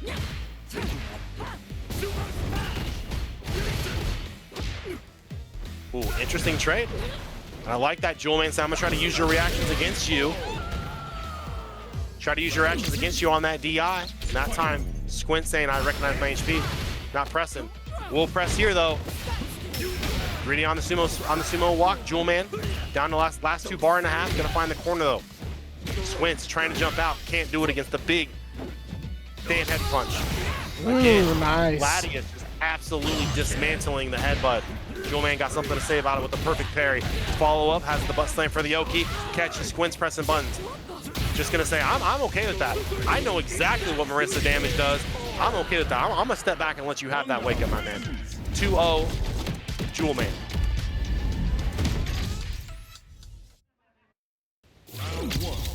Need like a custom out for Jewelman, where instead of the papers that he like punches, it needs to be like the little gems that fall down when you play the jewels. He's like punching all of them. Speaking of punches right now, Squint's early lead. Backs off of Jewelman though and still get DX headbutt on wake up. Good low forward. More damage. There's that medium punch buff. And the empty butt slam into command grab. So smart. Great tool for Hana players to utilize. If you're playing sumo wrestler at home, you need to put that in your toolkit pronto. Neutral jump. Almost gets stop sign. Squints fighting for their life. Jump roundhouse. Jewelman can't get the DI in time. Backs off. Doesn't want to take more Gladius damage. Both players fighting for mid-screen here. Ooh. Get too predictable on that target combo cancel. And a level 2 will find you. Jewelman on match point. However, Squint's really close to that 2-bar mark. Get to level 3. Try to get one of those big Marisa comebacks. Every piece of life you lose, though, is life you are not going to be gaining back. This is loser side. Excellent reaction. Squint's has yet to miss a DI. When the situation can afford him. Neutral jump that time. Huge roundhouse starter for Jewelman. What's the mix here? Said mix a couple times. Look at that walk up, crouch fears. People kind of misjudge that spacing because it moves Honda forward in your face after the +1, after the level 1. Squint's trying to get something online here. 65 to play. Jewelman didn't have charge. No fierce punch. Still can't get it out. Squint's trying to press something. Gosh. Man, it was getting dicey there for a second. It was getting dicey there for a second. Every single person knows in this chat what Marisa is capable of doing. You're absolutely right, man. Good stuff to Jewelman. Yeah, good stuff congrats to Squintz for showing the fight. You know, not just rolling over, not just saying, well, I give up, you got it. And of course, Jewelman staying resilient as ever and surviving to the next round. I'm going to go grab some water real quick. Vocal cords are getting fried, but yeah, the rest of you don't go anywhere. Dap, take it away. Yes, sir. All right, so next up, we're going to have, actually, yeah, so winner is going to be Chime versus Reinhold. That's going to be our next match that we have coming up for you guys. But before we go ahead and get that started, I want to see if I can go ahead and get this bracket updated here real quick for y'all. Nope, still nothing. Oh well. All right, so yeah, let's go ahead and get Reinhold in the building. Let's see if he's already in here. No, Jeff Hunt is in here though.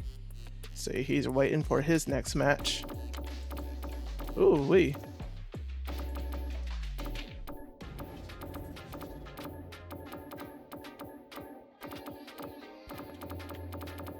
Man, all right, so we got some good matches that are coming up right now. We are down to top 8. That was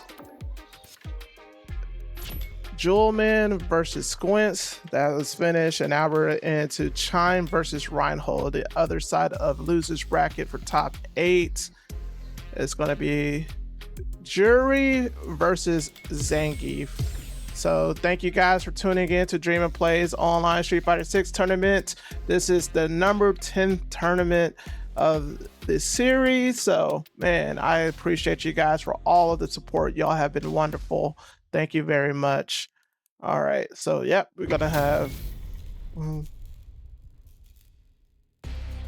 Chime versus Reinhold.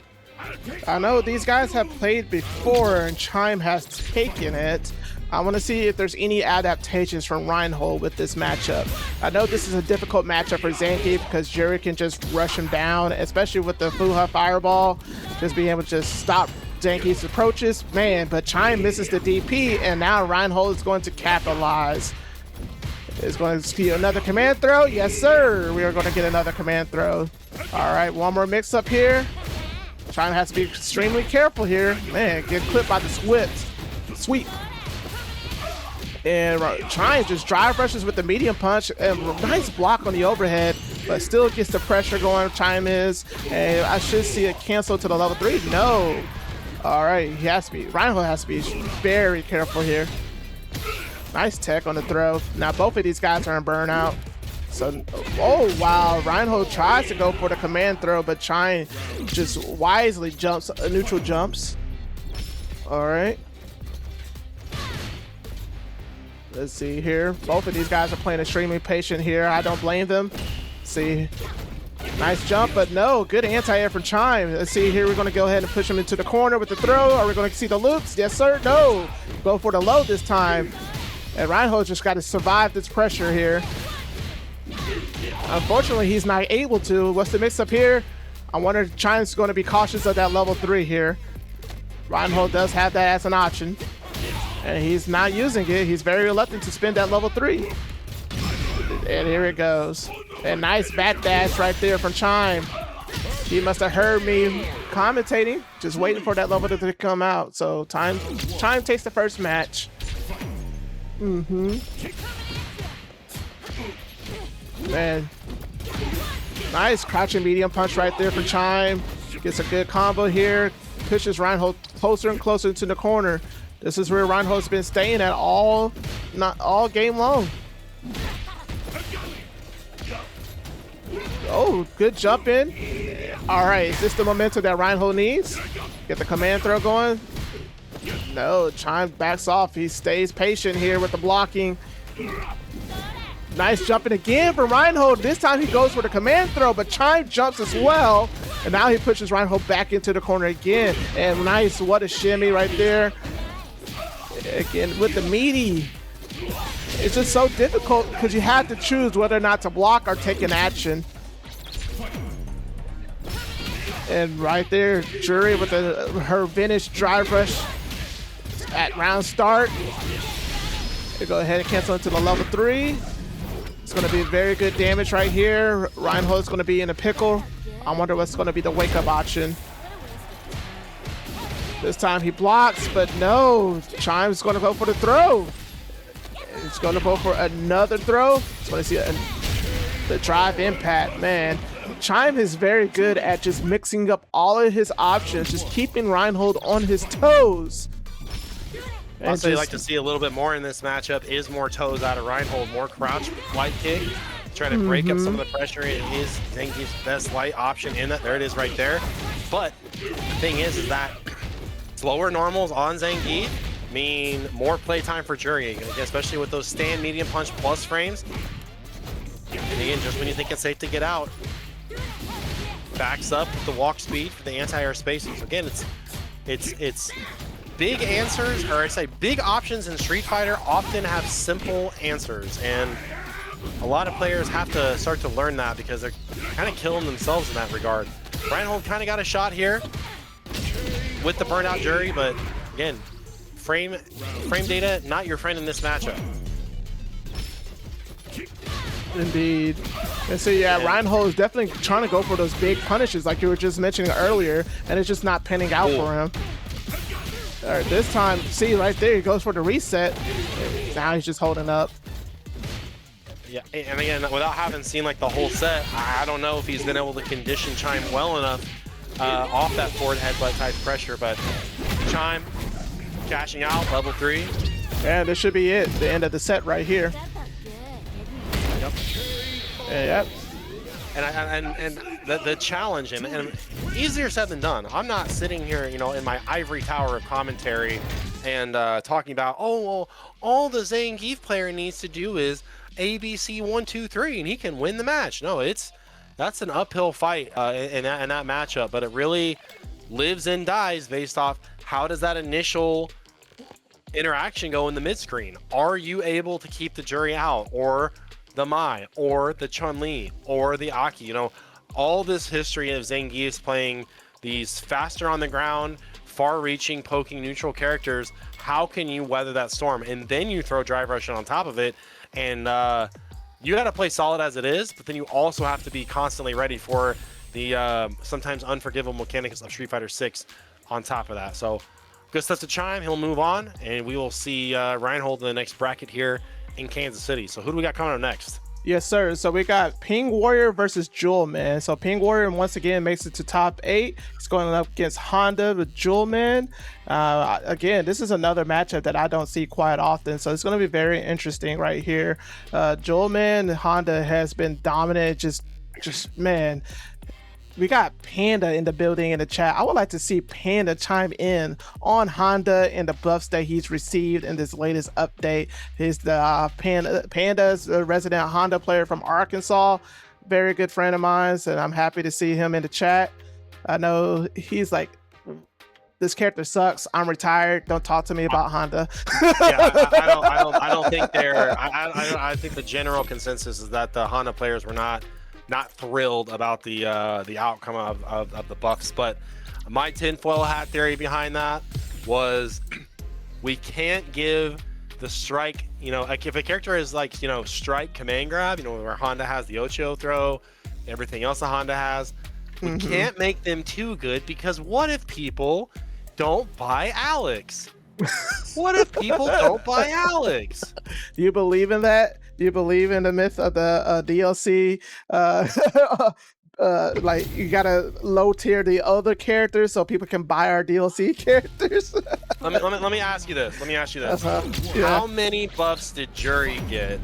How many buffs did Chun-Li get? How many buffs did Annie get when Mai came out? Okay, I see your point. Well, we got the point of a foot right now. Jewelman jump roundhouse getting over the top. And I will say I agree with Panda in chat. This matchup can be a nightmare for Honda trying to get in on the zoning of Aki. And I mean, definitely in the previous anti-air season, when Honda was kind of jailed behind, you know, headbutt, you know, butt slam kind of approach. So he can definitely play the game, but the challenge is just getting in and doing anything, period, without being bounced by a literal beach ball all around the stage. This all started with that anti-air. Man, Aki has so many good normals to anti-air with, so this definitely seems to be a tough matchup for Honda. Yep, so Jewelman though, he's been creative all night with his approach, he's been creative with his pressure, he's been creative how he gets in, and I think it is this volatile, explosive type, you know, never say die attitude is what's going to keep him in this game. And that's exactly what we're seeing right now. A hard read into the DI, and right there, some of these butt slam setups that Jewelman has as well. If you haven't seen them, you're probably getting scooped by him. But right now, Ping able to pretty much inflict his will, but Jewelman gets out. It's a great opportunity for him right here. Ping, that was one of the buffs that he got in the previous patch, able to change the jump arc of the butt slam. And it's so smart of Jewelman to be aware. And again, we talk about great reactions, but also the ability to pay attention and say, oh, he anti-aired me? I got something for that. One of the most powerful things you can do in a fighting game. There's that butt slam thing I was just talking about. If you haven't seen it, you're going to get scooped by it. And is this life lead enough to stay ahead here? Because now PingWarrior has put himself in burnout. He's got to find a way to cash out before Jewelman is able to get back in the green. There was a shot right there. Get the punish. Yeah. I just would have did raw level 3 on that punish. Thanks. Tried to go air to air there. Looking for the butt slam tech. Oh, wow. Yes, sir. But he had to sacrifice a bar though, so the critical art off the table here. He gets a hit here. He might be able to get to level 2. Oh, this is enough. Aki damage. Is Ping so optimal with it? He is. Nice. And oh man. Able to clutch that back because he was definitely losing it there. But again, I think it is Aki's match to lose. Nice right there. Nice answer from Jewelman. Just a round start butt slam. Now what I was just gonna say again, one of the strongest things you can do in fighting games is change up your jump arc, and that's about as close as Honda gets to it. That and the stop sign didn't hit. Jump around. Fierce punch. Jewelman putting hitboxes on the screen. Wow. Neutral jump roundhouse. Absolute wall right now. The great wall of Jewelman keeping PingWarrior in the corner. Again, Jewelman is now, oh, you punished it the first time? All right, bet. I'm going to adapt and change. And you did see PingWarrior try to opt for the jump back medium kick to beat the butt slam too, just had misspaced it. Indeed. All right, in the corner here, Jewelman got to make a big read here, and I like PingWarrior getting brave, getting creative on that DI, trying to bait a wake up. So gave up his pressure right there. Nice catch right there from the butt slam, and just the sumo slam right afterwards. Yeah, and those are great veteran, like, just sensibilities to say, I see that you tried to bait my, big option, my wake up. So now I've got you down backing. Here comes the forward dash EX throw. Nice drive rush right there from Jewelman. Round start. PingWarrior needs to be attentive. I don't know if he's falling asleep right now. Yeah, what a call out on the slide. Yeah, now PingWarrior is definitely playing passive right now. He's a little nervous on his decision making. Yeah, it's kind of in the same walk back rhythm. Ooh, okay, Jewelman met him in the air on that one, said, oh, you're scared of the command grab, and PingWarrior just says, let's go full screen, I guess. Ooh, what a Jewelman's jump like, over oh, the fireball. My goodness. I didn't think that Honda was going to get over it, too. That big body. So he's been putting some training into the gym, losing some of that weight. No, there's no weight on Honda. It's all muscle. That is like 800 pounds of just death coming at you. Indeed it is. And speaking of PingWarrior death, man. Trying to take his turn back and gets blown up for that again. That can kind of put some apprehension in some of your decision making. This is what I want to see PingWarrior do. Hold this space now. Correct. Keep with these circle kick spots right here and try to present a new opportunity to get Jewelman to press something different. Nice catch again.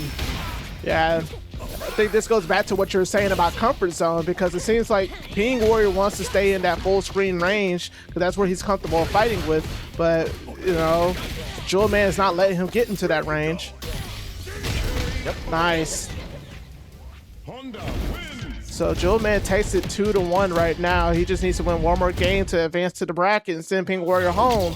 Let's see if PingWarrior can change his approach. I know he can do it.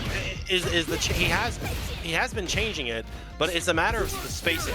It's the I'm gonna go back really far and then try to see what happens, and then I'm gonna go really close, see what happens.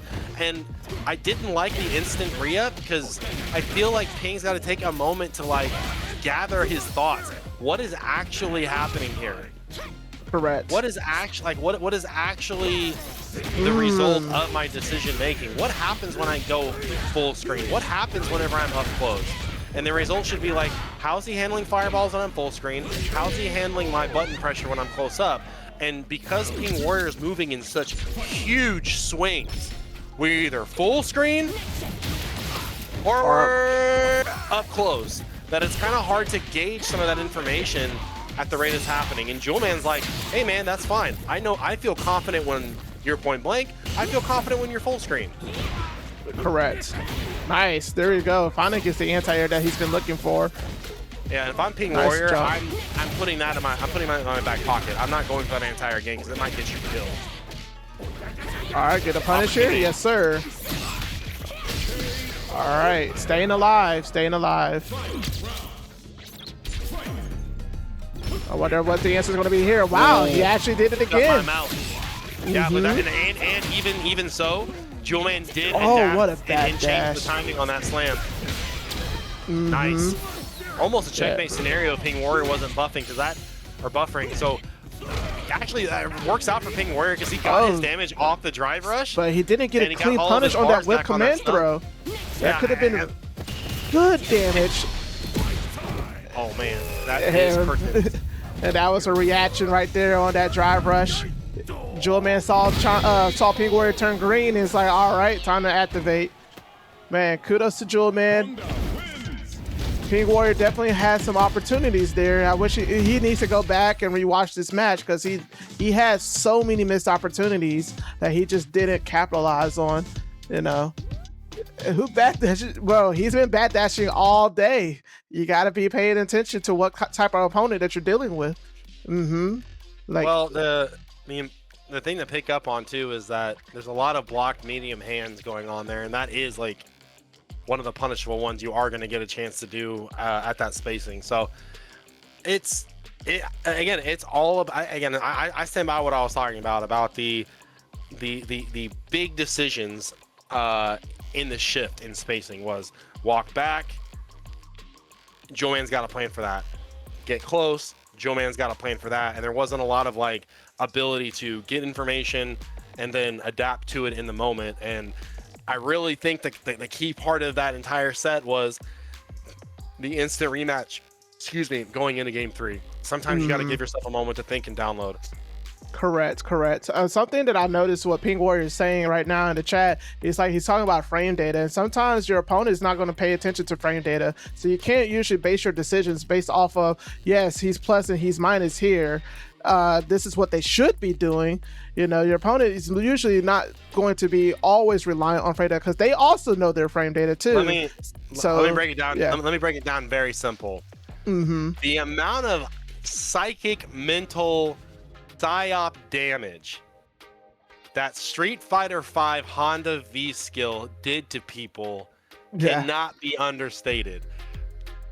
There are people, I guarantee you, that still think that praise the sun, the down 2 punches in this game.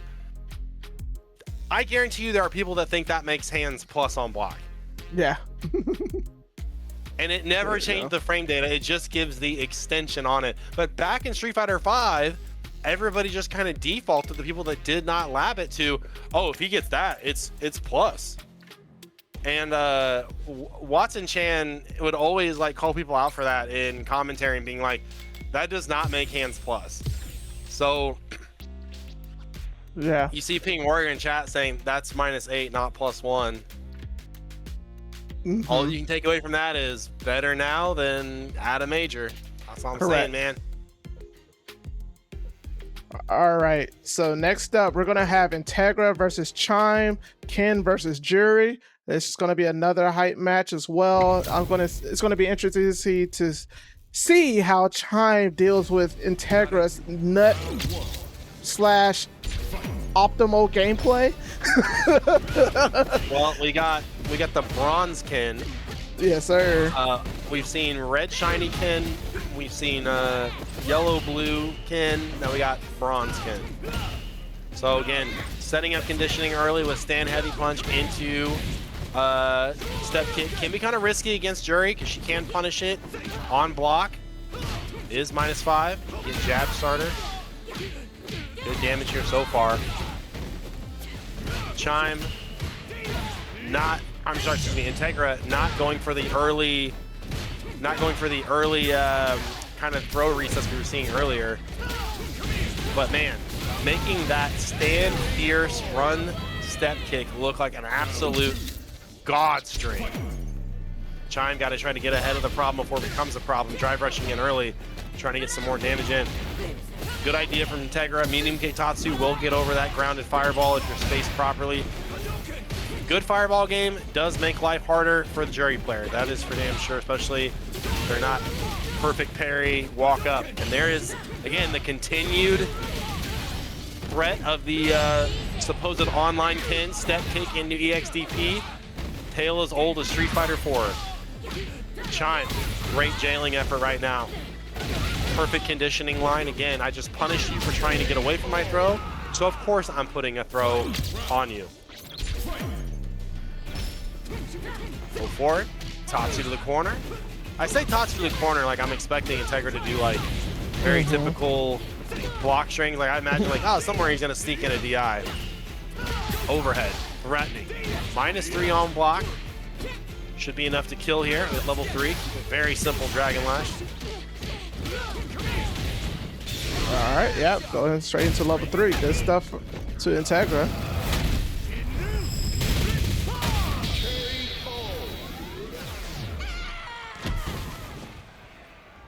Right back into it. So again, I think in this type of play, and again, easier said than done, kind of that Marvel mentality starts to sneak in where it's like, well, how do you beat that setup? And it's like, you know what? Just don't get put in. Just don't get put there. Correct. Nice DP like right there from Integra. Like that's how you beat that. Is you don't get stuck there. Interesting setup too. Crouch fierce into crouch strong into the DI. It puts you on the tip of the crouch strong and lets you kind of sneak that DI in there, especially if you're waiting for the gen rise, especially if you're waiting for the run stop. That's where all of this mental stack load is going. Chime, excellent neutral punch DP, even gets the cross cut to get the right side. Integra, pretty big life lead. Guessing with the light kick Tatsu, ends up getting damage regardless. Try to go for a cheeky reset. Nice patience with the crouch and medium kick. And that's something that Integra has done. He has changed his pacing on the fly, so it's hard to predict exactly what he's going to do next. I think that's an attribute that he has specialized in. Well, and again, you're 2 games down, and you are on the other side of a very tricky scenario because now Chime is going to have to make some very, very important hard reads if he's going to try to come back. And again, or he just stays on top. Nice We haven't seen just blocking yet either.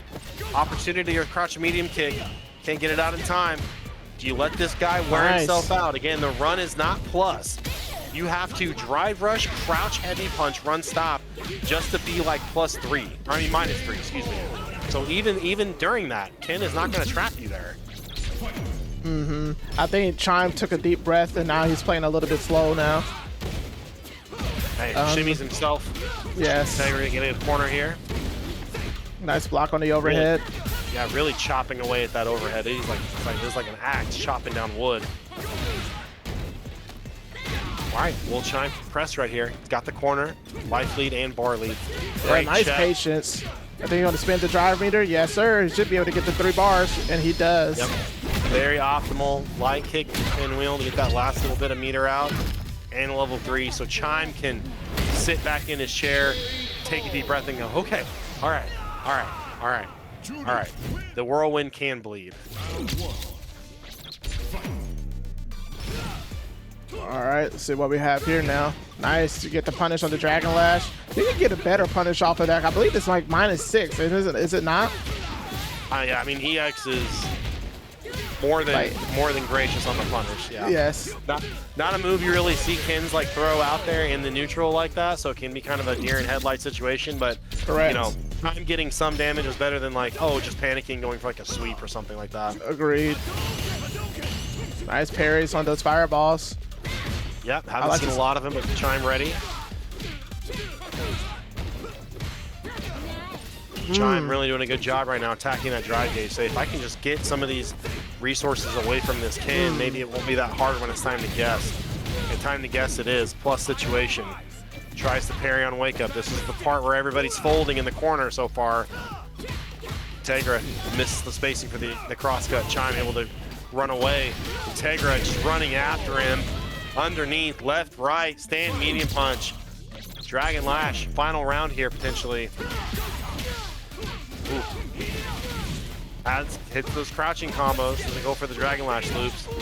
Integra straight to level 3. Medium kick Genrai, heavy kick Genrai. Good damage, able to get some of that drive gauge back here. Chime on the defensive has an opportunity. Yeah, it's just a little late. There we go. Now he gets the pierce. Oh, didn't spin to level 3. I'm surprised. Yeah, so chiming it. Just drive, rush straight into that pierce. In a hard situation right there, because you know, if you burn the level 3 too quick, and I think he was outside of critical art on the health. If you burn that level 3 too quick, you have basically all but assured your comeback factor is gone, unless you can really make that hard read on that, you know, wake up Oki. So it's like, okay, he's got to take it. If he chooses to take damage, he's got to win neutral at least 1 or even 2 more times to make that win. So tough spot no matter what. Correct. All right. So for our next match of the night, we're going to have Jeff Hun versus TCSDuo. This is winners finals. I believe both players should be ready to go. I know Jeff Hun said he was waiting for his pizza to arrive. Well, I'm sorry, but the pizza man might have to wait. We're just gonna go ahead and get this show underway. We're down to the home stretch right here. This is the top 4. We have Jeff Hun, TCSDuo, Jewelman, and Integra. Those are our final 4, ladies and gentlemen. And speaking of final 4, I hope you guys are paying attention to March Madness. You know, KU lost, so that was a bummer. And Florida, the defending champions, got eliminated yesterday as well. They lost to Iowa. That was an awesome match. If anyone paid attention to it, it was pretty cool to see. Let's see here. There you go. Yeah. All right. So TCSDuo and Jeff Hun are going at it right now. So let's go ahead and get this final stretch out, and so we can all go and get something to eat, go to bed, do whatever you need to do on this wonderful Monday night. Thank you all for tuning into Dreaming Plays online Street Fighter 6. I don't know what you're talking about. I don't know what you're talking about. We're here to watch Street Fighter 6, and we got you, Jeff Hun and TCSDuo here. Yes, sir. Dream and Play 23, tournament number 10. Yes, sir. TCSDuo versus Jeff Hun. Fighting his way out of the corner, finds that elbow drop. Let's go back to mid-screen and talk about it. So both these characters, again, kind of death by 1,000 cuts, unless, caveat, the asterisk next to that is Rashid puts that level 2 on you, or Kimberly gets those bombs in the corner. Nice catch. Yeah, this is Jeff Hun being antsy, yeah, because TC just doing his traditional block strings, and Jeff Hun is mashing. That's why you see those counter hits. Yeah, and you see Jeff Hun doing, TC doing a really good job. Block strings that are set up to make you block the stand fierce punch. So again, multiple layers in how TC is applying these offense. You know, on the surface, it's just crouch short, crouch jab, walk back, stand fierce, but you know that's gonna stop the mash buttons from Jeff. That's gonna stop this, pseudo spacing trap. You see bigger buttons come out. A lot of good offense there. Other side, that was tricky. I know that's a Rashid day 1, but it's been a while. Oh, Level wow. 2 out in time. Oh man, weird. Oh, I don't know if TC was like looking for maybe some kind of like a counter hit bounce or something, but interesting interaction. Now finds himself hurting. Yeah. And I'm wondering now, is like, do you think TC actually likes the color green, or do you think he's like, yo, this hides my drive rush? Because when he did that drive rush cartwheel, I was like, I can't see anything. You know, there are a lot of players, especially Marvel players, they do that a lot. They disguise their, use their colors to disguise their character. Get the snow background and fire up your white on white outfit. Shout out Magneto, Phoenix, Doom, Zero. Nice DP right there from TC. I guess Wesker had the white coat too. Yeah, that was annoying to deal with. See, that time that cartwheel stayed in front. Smart stuff. TC knows that set play and exactly how to condition off it. Yeah, now he has Jeff Hun conditioned to just block the block strings now. So Jeff Hun's now like, he could have got a punish off of that. So drop, special cancel. Yeah, I'm not sure there's really a situation that Rashid can get reliably to make Eagle Spike safe on block. So you get that out there. You got to get some damage on the board for sure. Nice drive rush, but what a block right there from Jeff Hun. Yep. And TCSDuo is just throwing out these normals that can be whip punish. I know it's dangerous. I know it's scary to whip punish, man. I'm a backseat driver right now. I'm seeing all of these whips. I'm like, I can do that. Knowing I would just sit there and breeze stare at it too. Nice anti-air right there though for Jeff Hunt. Yeah, and also opportunity there to kind of like gain some information about what your opponent does in the scramble, because Kimberly also a +2 on block character on that same roundhouse, so opportunity to try to exploit a gap if available. Other side, great defense by Jeff Hunt. Jeff Hunt been playing a very solid tournament tonight, but now he's got to deal with Missouri's favorite tornado. Okay, go for overhead. Throw. Block or take the throw.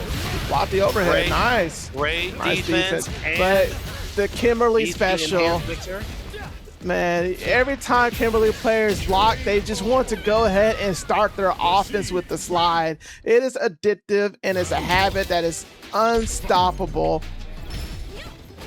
It just is so very, oh my gosh, he goes for 3 elbows and TC was not fighting. And now he gets a nice punish here, blocks the drive reversal, and now we're going to go for a ride. What's going to be the mix-up here? Nice block on the sweep. Like, TC has completely adapted to how Jeff Hunt likes to play. He's just standing in the exact ranges that Jeff Hunt is going to press and punishing on point. All right. All right. Kimberly, though, never mind. I was like, this opportunity. He got that stand fierce on line. TC said no. nope. Corner. TC's like, 1 second. Let me fight you with the best level 4 in the whole game. Still has to deal with it. Oh wow, the crouching heavy punch. My favorite button. Yeah, well, I don't know if it's better than Honda's stand medium punch. Yeah. Well. Oh my goodness gracious. Solid run by Jeff Hunt comes to an end to TC's. He's in grand finals. Yeah. It's one of those things, man. Take the opportunity, DM these players, especially if they're playing, you know, some of these characters a little bit more underrepresented at the higher levels, like, you know, Rashid, Aki, you know, everybody sees Ryu, everybody sees Ken, everybody sees Akuma, you know, so on and so forth. But these really strong characters in Rashid, you know, these guys fall through the cracks sometimes, and they're definitely showing like they're not gimmicks. Like, it's one of those things that TC's not beating you because you don't know the mix-up. He's beating you because you don't know the Rashid frame data. You don't know the Rashid ranges. You don't know the Rashid, you know, approach. So that's definitely an opportunity.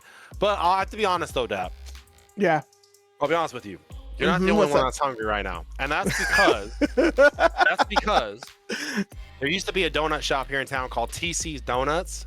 Oh my goodness. And they haven't been around in like 15 years, maybe longer than that. But those are the donuts I used to get as a kid, you know, that Dad would bring home or whatever. And they were like, I've yet to have donuts on the same level. So shout outs TC Donuts.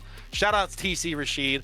Shout out to Dream and Play 23 tournament now number 10. You made me want to go to Lamar's and get some Lamar's donuts. Bro, if you're going to screw that gym life up, though, you head over to Lamar's real quick. I can't. So I haven't had anything sweet in forever, man. But, you know, the only thing that I've had sweet is like smoothies from Smoothie King. It's the only thing that I've usually been taking lately. But anyways, enough about me. Let's get back to the tournament. So Dream and Play's online Street Fighter 6 tournament, round 10. We are now down to loser semifinals. We got Jewelman versus Integra up next. Ken versus a Honda. I believe we have seen this matchup before. I could be wrong. No, they have not played yet. So I do believe they played off stream. I think Integra won that match. So it's going to be interesting to see how they play now. So yeah, these guys, y'all can go ahead and start. Let me go ahead and let these guys. Oh, there you go. They are watching the stream. Thank you, Jewelman. So yeah, Jewelman versus Integra up next. Honda versus Ken. Let's get it. I think Lamar's Donuts probably the best donuts in Missouri. There's this donut place that we went to in Arkansas. I can't remember the name of it, man. And they had this Oreo cookies and cream donut. It was delicious. It See, was I think donuts that do wonderful. that, I think that's just doing too much. I think like donuts that start putting like cereal on top of it. I think it's just too much. Speaking as somebody who doesn't have a pancreas, that's just my take on it. Right now we got Ken doing. I'm not thinking to say Ken is doing Ken stuff. I'm saying Integra be doing Integra stuff. And Jewelman happy to oblige him. It's gonna be more than enough damage for Honda to take round number 1. So we saw the following: drive rush, light punch DP, drive rush, medium punch. Ooh, wow! Instead of just blocking the EX headbutt, he parried and got less damage for it. That is the only headbutt, by the way, that Honda can be punished. Correct. Integra's here for the clip. Goodness. So right now he's getting clipped by the same fierce punch. Huge damage. Oh my gosh, that setup is ridiculous. Dude, I don't think a single person has gotten away from it tonight. Maybe Avaris got away from it, like, you know, 10 years ago when the tournament started. That is wow, what a right jump there. back right there. You can do jump back roundhouse, or you can do jump forward medium kick. So all right, there we go. Now we got a clean punish right there. Look at that damage. Hey, there's that Jewelman patented backdash. Ooh, EX Fireball could have got DP'd on the way down. Staying fierce. Wow. Jailed up. Oh my gosh. Man. Both of these players, man. It's so interesting to see what they're going for. Wow, what a shimmy right there from the Integra. I'm stealing that. That's mine now. That's mine now. And you know, you're just gonna back throw me, so it doesn't matter. EX Fireball full screen. You're trying to get that jump out.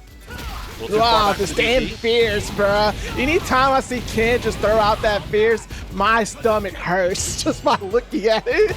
It's like it's a gut punch. Oh man. That was actually I mean, what was the young Ken player at Capcom Cup this year? I knew you were talking about. I forgot his name, but I know who you're talking about. I think it was him that recommended that the changes that he would put on Ken was actually take away active frames on stand fierce and then buff him elsewhere. And I was like, that's actually a pretty like fair change. Correct. Yeah. I'm so mad that I'm drawing a blank on him because he was so strong in Capcom Cup. He was. I enjoyed watching him play. He's from Italy, I think. Good damage. So already has the shimmy. Nice jump over the top though. Jewelman ready for it with the stand fierce. Talk about matching the pace and momentum. I think that Jewelman is displaying the best ability to not only stay on Integra's pace, but just stay just a skosh, just a little bit.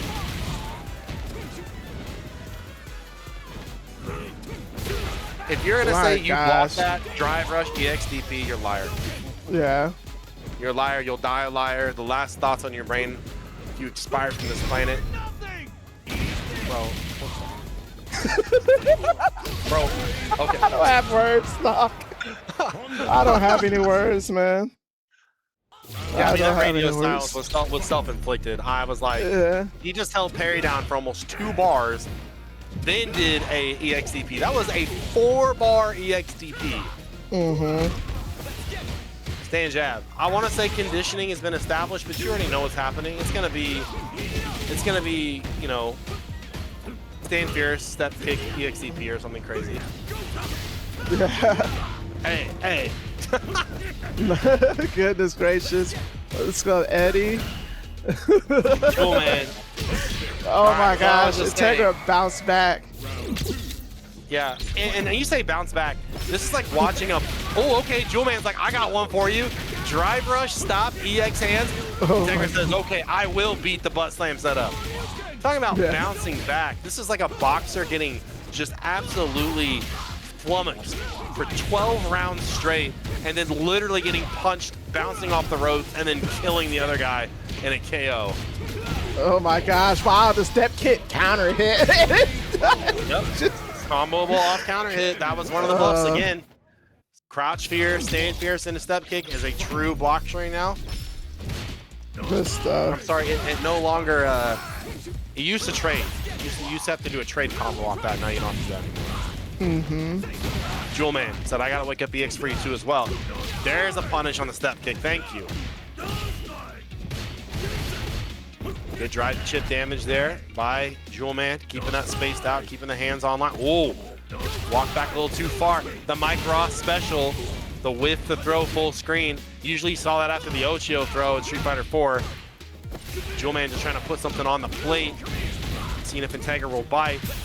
That's all Integra been doing. He's gonna eat your lunch, he's gonna eat your breakfast, your dinner, the snack, and the lunch pail, and the plate, and the whole playground.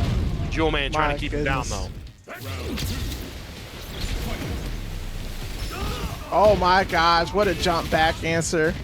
Trying to read the early butt slam and ended up working out on that with headbutt. Integra trying to probably DP that headbutt. Oh. Wow. The only time you're ever gonna see that dash back? Nope. Wow, and he catches him for walking back. Well, I think he's trying to jump out of the throw. Yeah. Oh my God, Integra. Woo. No, the 4-bar DP. It's coming. Oh my goodness. Yes, sir. Oh yeah, he's gonna. Yeah, he spent the level 1 just to make sure. I'd rather be safe than sorry. Sometimes, because Ken's DP's got to hit a million times, sometimes it will scale down to literally nothing. Man, I love this I dare you style of gameplay by both these players. Again, it's like nice just DP. This is literally scrapping right now. This is just punches to the face, punches to the jaw. Oh yeah, you got this? Well, I got this. Oh yeah, you got this? Well, I got this. This is gonna hurt. Will it be enough to tie it up here for Jewelman?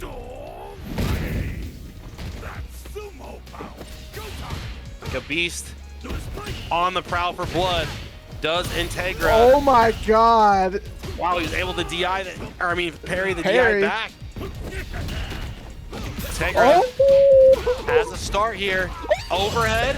Wow, and Jewelman turns the lights out. It's like, I don't think that overhead was meaty enough, sir. Oh my God. I honestly thought that overhead was going to work. I really did. I was like, oh snap, we're going to see a tie game. Good stuff to Jewelman. Man, Integra, you're awesome. I love watching you play all the time. Oh, were we behind on a match? Or were the scoreboard behind? That was 3. No, that was 3. That was 3. Oh, okay. Yeah, 3-1. Jewelman takes it. Man, goodness, man. That was a really good set. That's awesome set. Yeah, so that Ken player that you were mentioning earlier is not Pedro from Brazil. Pedro, thank you. Yes, yeah, not Pedro. I actually went ahead and looked it up. I was like, I want to know who you're talking about. And I was like, yeah, his Ken was very, very good at Capcom Cup. Yep. Oh my goodness. All right, so next up we're gonna have Jewelman versus Jeff Hunt. I believe this is gonna be losers finals. Jeff Hunt got his pizza, so I'm pretty sure he's ready to go now. It's like Teenage Mutant Ninja Turtles. Once he gets that pizza, I think he's at full power. So let's see here. They're gonna go ahead and queue up. Good stuff. Let me go ahead and get the name switched as well. I'm trying to think. Like, as a player, would you rather fight against a crazy, like a high octane Ken like Integra, or would you rather see a high octane Honda like Jewelman? I don't know, man. I don't think I would play either one. I mean, I'm sitting there going like, I'm gonna die to both these players. Yeah. Crouch Fierce, good option. A lot of Honda players kind of sleep on Crouch Fierce because Crouch Fierce moves you forward. So it's a good way to move forward and still maintain charge. Shout outs to the late Game Time, making that kind of a part of his hallmark gameplay when he was playing Honda. Correct.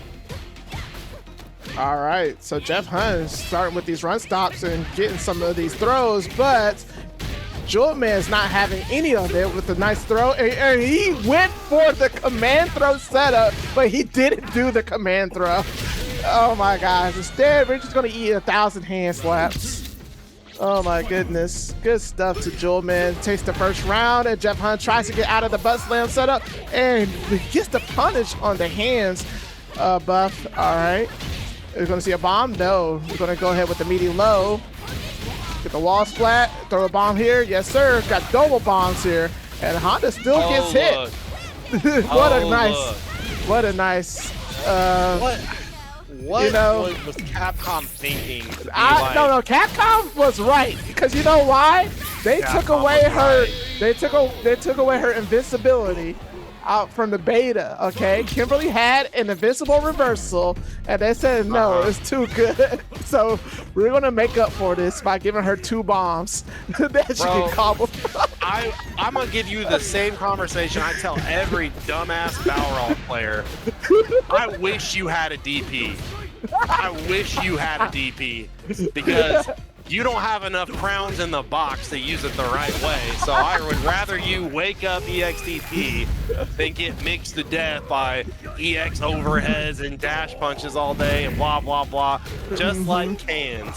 Just like cans. And talking about getting ran over, Jewelman is driving a semi right down him. My goodness, though. Jeff Hunt got to figure something out right now. Yes, sir. I mean, they can be. I mean, Kimberly players, they're more colored pencils. I mean, they're not necessarily crayons, but regardless, neither one of you motherfuckers coloring. It takes a lot of calculations to get these slides to hit at the right spot. I understand. I get it. I get it. Without getting killed for it. Here's the thing. I wish only your Kimberly had EXDP. Thank you. I appreciate that. You'd still use crouch heavy punch. I'll still use crouch heavy punch. Throw tech as well. Speaking of slides, we're hitting the toes. Man, Jewelman doing such a good job of just mixing up again these forward moving options. Basically like in, then stop. In, then stop. Yeah. And these are, it's kind of the opposite of like Street Fighter 6 teaches you as a Kimberly player to kind of walk back and try and trick people on the incoming with the slides, the teleports. Oh, she also got a buff on her teleport too, right? That was one correct. Yeah, that's like the juggle that she got. Nice reset right there from Jeff Hunt. It should be able to finish it off. Yep. Good stuff.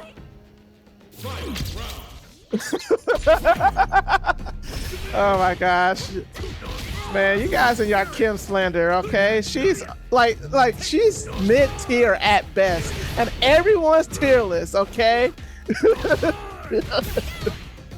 She needs all the help she can get. She doesn't have a cancelable low forward, okay? Nice anti-air right there on the butt slam. We're gonna go to level 3, yes sir. But now Jeff Hunt is gonna be in a pickle right now because he's in burnout, and Jewelman has all of this meter. And Jeff Hunt's gonna get pushed into the corner, yes sir. Nice. I was gonna say, Owners and I get out of the corner right there. Basically short jump elbow, do the trick. Honda would really have to delay his head button. I like how Kimberly's buff just makes her so fast that it kind of walks right out of Honda's range. Good stuff. Because I see that Jewelman was trying to check him for walking back, but Kimberly was just moving so fast. You know what the strongest buff that you can get as a fighting game character ever? What's that? Faster walk speed. You know who gets to buff themselves mid-match? She has what, the 3rd or 4th best walk speed before the buff. Okay, yeah. Cammy's faster than her. So Akuma's faster than her, which is crazy if you think about it. Akuma's faster than Kimberly. Come on, dog. He's made out of paper mache. He's got like 4,000 health or whatever propaganda Akuma players trying to tell you. Exactly. Nice command throw. I love the El Clasico del Honda Reno. Down forward roundhouse, cancel it, SPD. Yeah.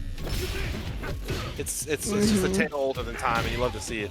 That's my favorite Honda normal right there. I call it the hand kick. bruh. Forward roundhouse. Like you thought that Sagat has that kick into the legs, to the thighs, bro. Honda had that since day one. Yeah, but Sagat got skinny little chicken legs. Honda's a man. Yes, indeed. He's got the double meat from the Subway leg. Mm-hmm. Yeah, and Sagat actually gets a combo off his like. Oh my gosh! All right, what's the setup here? Going for the empty jump? No, he actually goes for the meaty setup there. All right. Nope, you can't do that. Not at that spacing. And Jewelman takes advantage. Goes for the command throw. Oh man, the slide. Jeff Hunt, he has to be careful. It wasn't calculated by a quantum computer, so yeah, it was a terrible slide. I see the theory down. Yeah, there we go. There's the setup. And you know, like that works probably because of the Ochio throw buff. A patch ago made it faster, so Honda again a lot of quality of life advancements for Honda that really helped him be able to play Street Fighter 6 because make no mistake, Season 1, early Season 2 Honda was just pretty much. Season 1 Honda was the best version of Honda. I wish we could go back to that Honda because he was such a bad guy. He was just kind of that gimmick, he was just there. Butt slam and headbutt around, and wasn't really fair to the fan base. Hey, you know what though? I would say this: Season 1 Honda was a problem for me until I learned how to perfect parry.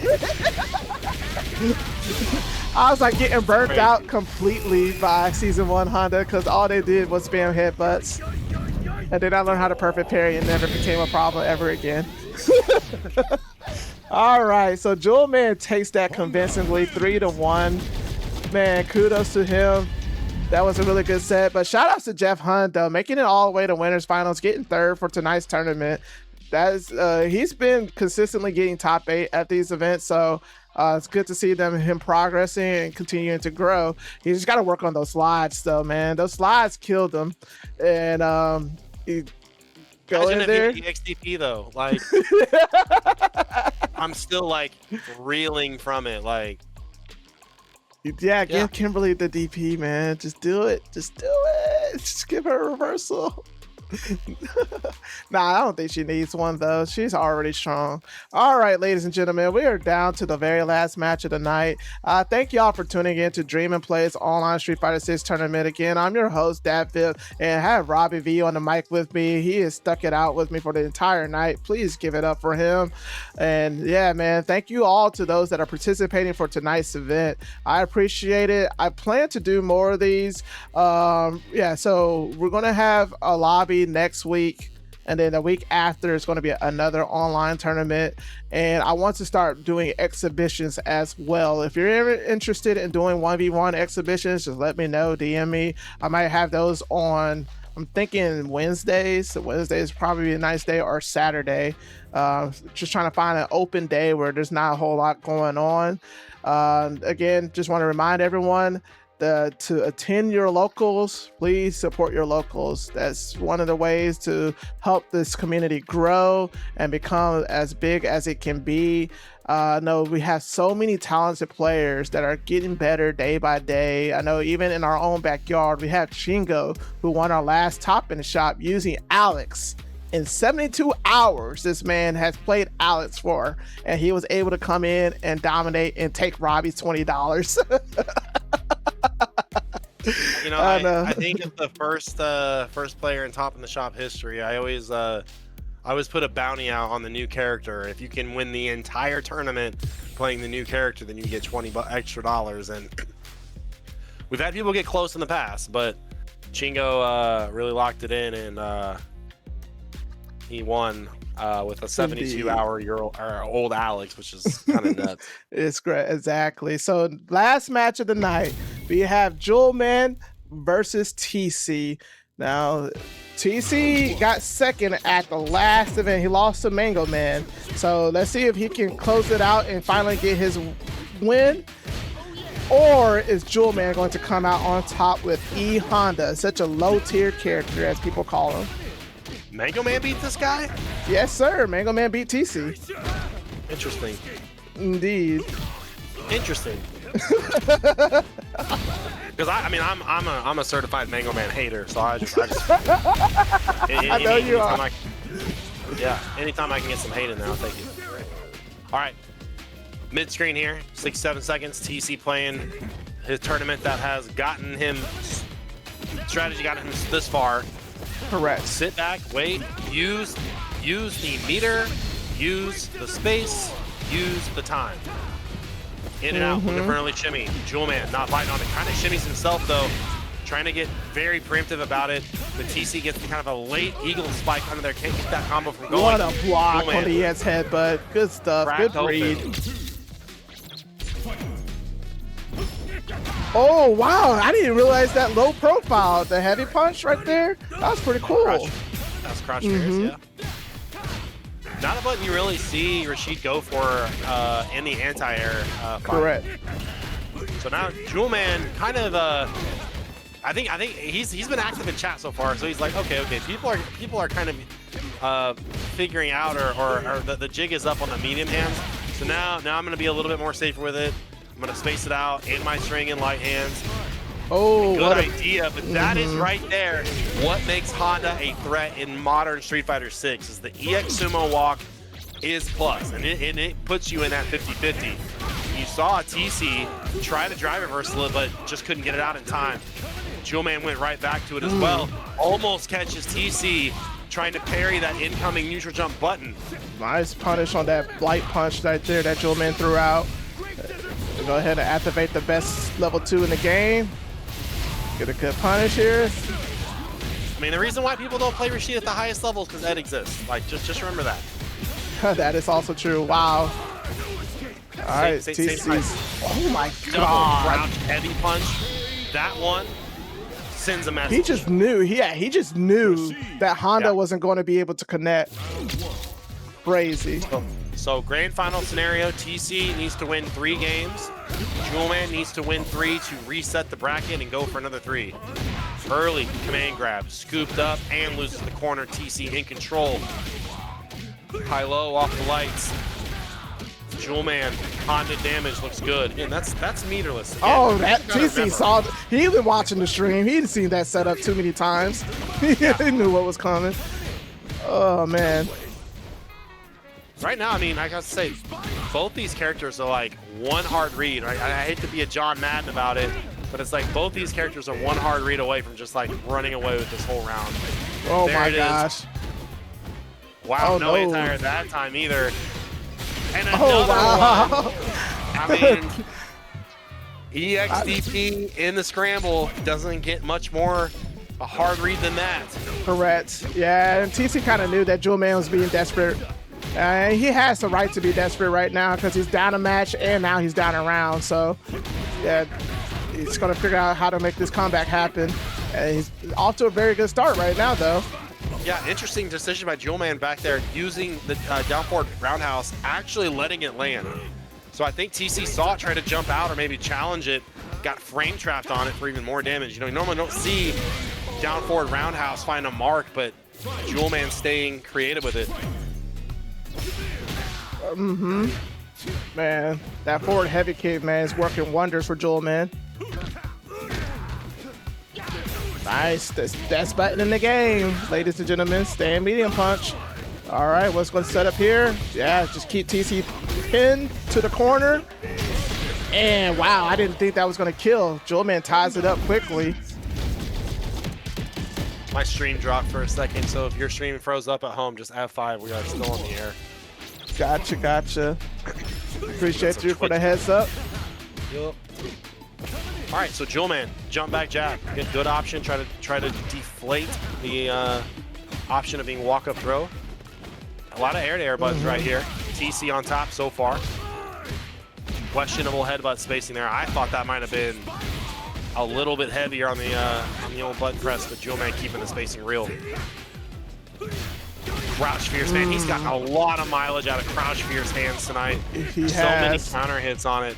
All right, so now Jewelman has got TC pairing some of these butt slams on incoming. Will that open up the gate for those command grab setups we've been seeing all tournament? Because Jewelman right now is running away with this. Almost gets a reset. TC's got something to say, but he has got to make 2 more hard reads. Level 2 is going to make it easy for him. What a jump back roundhouse by Jewelman. Absolutely shooting down the TCSDuo attack. That jump back roundhouse. Ooh, wow. TCSDuo tried to go for a shimmy, but Jewelman said, no, I'm going to just jump forward. Jump forward, body splash. Good cross that button ever since going back Street Fighter 2. Crouch Fierce again. So Jewelman trying to work on the conditioning. Pin TC down. Make him commit to these huge reads. Again, if you're watching at home like, man, EXCP, yes, but that's 2 bars gone now. TC still can't do anything big right now or he will risk going into burnout. Jewelman representing that stand head punch and the level 1. All right, so Jewelman takes the lead in this set right now. He just needs to win 1 more game and he'll reset the bracket. 2 rounds away from a bracket reset, something we don't see happen often in this tournament. Looks like TC going back to the drawing board here, taking a second, thinking about it. And again, I want one piece of advice I like to give to a lot of my players is think about where the damage is coming from. Think about where the damage is coming from, what's the answer to it, and then also use that opportunity to think about how might they counter my counter. Nice, Heavy right there. Mixer seems to be the answer here. Again, talk about it all the time, said it multiple times. Deal with the problem before it becomes a problem. Yes, headbutt is strong, but if you've got an anti-air on board, can you get it? And right now, it's just a lot of damage TC is taking on the incoming. Like look at the damage. Like yeah, the drive meters, man, it's gone. Yeah, that's why I say Rashid kind of a character death by 1,000 cuts because feels worse in the game. Yeah, seems like Jewelman is taking notice of how TC wants to burn him out, but he's not able to. And Jewelman, yeah, I think this should be able to kill. Yeah, there you go. 1 round away from resetting the bracket. Honda staying relentless, forcing you to block these medium punches, forcing you to block the headbutts. Should I talk about forcing a block? Perfect parry saves the day. TC got some good information too off that slide setup. Throw was teched out. See how he can use that to his advantage. He's running into all of Jewelman's buttons right now. What a crouching medium kick right there. See if we can get a throw. Yes, sir. We're gonna go for another throw. No. Let's just keep Jewelman into the corner. All righty. So the big thing here is, has there been a momentum shift? Has TC picked it back up? Early damage, 4 bars gone. Jewelman starting out with the deficit, has the life to play with. Man, TC really starting to wake up those heavy mixers. Nice perfect parry right there from Jewelman. So I wonder, like, you know, Rashid's tornado, it doesn't go away. He just had to spin 2 bars super to do it. Good nice combo, throw. Set up, worked off that. Wow. TC's got one level 2. He doesn't need it though. I don't think he needs it. Yeah. Wow. I like the adaptation that TC did. He backdashed just enough to keep Jewelman guessing on what the follow-up was going to be. Because before, TC would just drive rush right after him, and he will always get hit. So it was a really nice change right there that TC did. What a perfect parry. Is that not it? I don't. No. It's 2-2. It's tied now. Okay, it's 2-2. Okay. Yeah. Yeah, I feel like I'm like living in the future here. I thought that was match point for both players. All right. Well, again, mental tug of war right now. The adaptation that TC used with the anti-air mixers to blow up the headbutt is now getting him in trouble. Jewelman's turn to adapt. Oh my hesitated, God. Tried to stagger it out. Tried to stagger it out. Take that level 1. Ends up DIing. And again, friendly reminder, DI only can absorb 3 hits, not 100 and slaps. Oh, wow. TC missed the punish there, but he gets the punish on the butt slam. All right, nice overhead, but man, Jewelman said, I'm going to just DP a reversal. This actually works out better almost for TC, because that EX headbutt put him at the exact space of where Rashid wants to start his damage. And if Jewelman gets out of danger with just a punish counter throw, mission accomplished. Nice overhead. Press here, Dap. Do you press here? Yes. Does not. Oh! He does not. I would have lost. I would. So that is the final round. Oh my bad. I thought it was over with. That's why we are mere commentators, and these Yes, are sir. the true champions. Mix up. Yeah, I'm Last surprised time that he tried to TC jump just out. sat there. Yeah. Jewelman still sitting on 3 bars. Here comes another tornado. Watch how much meter she's going to build in the meantime here. Nothing on the X. Yeah, TC's trying to make sure he doesn't get perfect parried again. And Jewelman just jumps out of the corner, but he still gets hit. What a stagger. Heavy mixer. Oh, look at that walk up, slight stand jab. Again, that's just the pacing of the match right now.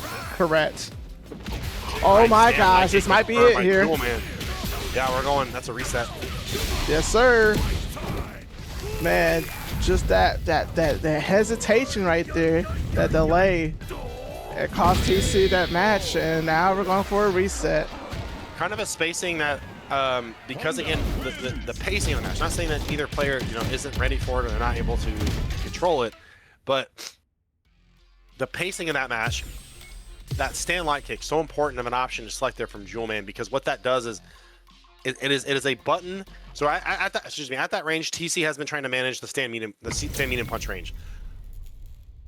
Since Jewelman's not getting a lot off of it, we put something out there faster because you read the walk forward. Stand light kick hits, perfect confirm, Jewelman on the reset. Again, same frame trap off of hands. Might as well get paid right there. Jewelman so far has the read. TC answers right back. Punish counter though. Early parry attempt. Jewelman's forced to spin bar. So again, names have been switched. Jewelman is now on player 2 side. TC on player 1 side. Mixed up again. Jewelman, such a threat out of that situation. Oh yeah, can't escape that, especially with a strong horizontal moving special like headbutt. Oh wow! Man. What a neutral jump. Again, I think it's the hard read EXDPs of TC versus the hard reads. Whoa! Let's see a pickup. Corner? Absolutely. Into low. What a Perfect. jump Last low. time went for the parry. Caught on the cross medium punch. Collision course right now, 73 to play. I was gonna say. Oh wow! Like I said, bro. It's but he doesn't go for the kill. TC. The command grabs of Jewelman cannot get over the top of that. Again, that mixer gonna hit on both sides.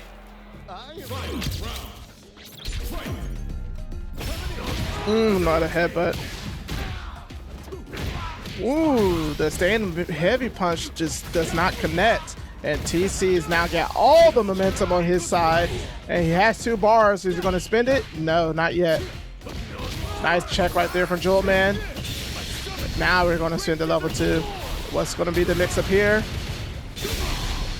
He has TC pressed the button. My gosh, Jewelman said he has gotten sick and tired of seeing that level 2.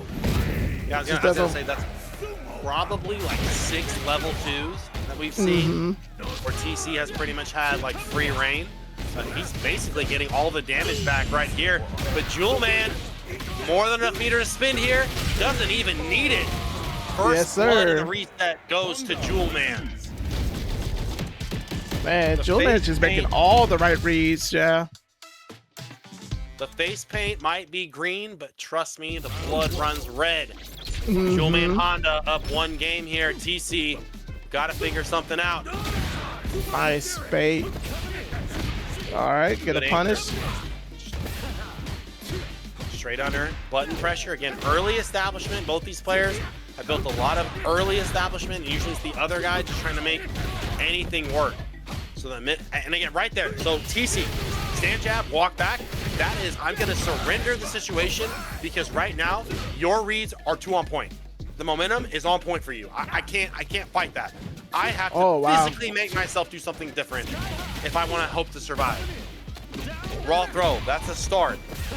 Again, delayed parry has been an option. Oh my gosh. Jewelman is starting. EXDP on TCSDuo. Or command grab on Jewelman. Nice perfect parry right there from TC. Let's see if he can get something started. Nice. Now he's trying to burn out Jewelman. He does, but at the cost of getting hit by the Spike Eagle. Oh, what a drive impact. Yeah, man, it's so hard to DI Honda headbutt consistently just because of the nature of that move. What we really haven't seen a lot from TC is more wind shot. Just fireball, the threat of the fireball, just to put something on the board, make Honda. Man, it is the press right now. Oh, wow. There's a fireball when he needed it. There's 3 back-to-back DIs. Oh, man, not a trade that TC likes, but a trade he's willing to have. All right, level 2 incoming, baby. Oh, my gosh. Anti-fireball. He had that dialed in, and now you are at the mercy of Honda. Honestly did not think that was possible. I didn't know that Honda's level 2 just goes through that tornado. And TC apparently didn't know either. My goodness. Now, Jewelman, he is on tournament match. And it's looking like he's going to run away with it too right now. He has TC just guessing. If you're wondering how this matchup goes on paper, I promise you, Honda players probably sitting. You need to have level 2 at all times. Like, your level 2, you have a counter tornado. Too far away to get anything off that stand jab. Another one. Dap. Our dream in play 23 moment 37. Nice punish. And again, it is like one button hit confirms into damage, just not enough to like deter somebody from stopping press against Rashid. All right, let's break that down. Let's break that down. Overhead was the starter. Overhead was the starter. Jewelman been opting for the delay parry or the walk back in that situation. See how TC can evolve that. Raw throws still hitting. Again, I punish you for holding down back. Now I'm gonna take my throw. You press here. Jewelman holding on to super, understands the value. Level 2 is gone, and this is just an absolute blender. So total Rashid round helps TC stay in here. It is TC 1, Jewelman 2. So again, Jewelman 2 rounds away from running it back on this tournament if he can keep this Rashid under wraps. Against Mixer, drive reversal, smart stuff. Changed up the jump art. He tried that last time. TC was also a frame late, so it worked out. Ooh, nice punish right there. Yeah, that crouch heavy punch so strong for Honda. Oh, that went to the well too many times. Yeah, perfect analogy for it because TC now gonna get level 2 off this. Keep some jail. Goes low that time. Again, that's why I said it was so important to break it down last time. Yo, oh TC. My goodness gracious, TC, let's go. Ooh-wee. Man, this is some good Street Fighter going on right now, ladies and gentlemen. The hallmark here is overhead by TC, low by TC. Jewelman hasn't been able to get a good read until 2 seconds ago. Blows up that throw with that wake up level 1. Oh, wow. It is definitely a battle for resources right now because even though that level 1 deflected a situation, Rashid once again has level 2, but DI. Jewelman now is in a situation, he doesn't really have to care about level 2. He can take it. He's got enough damage to deal with it. He just needs to stay on the course. Yeah, I think TC is just going to hold it. Yeah.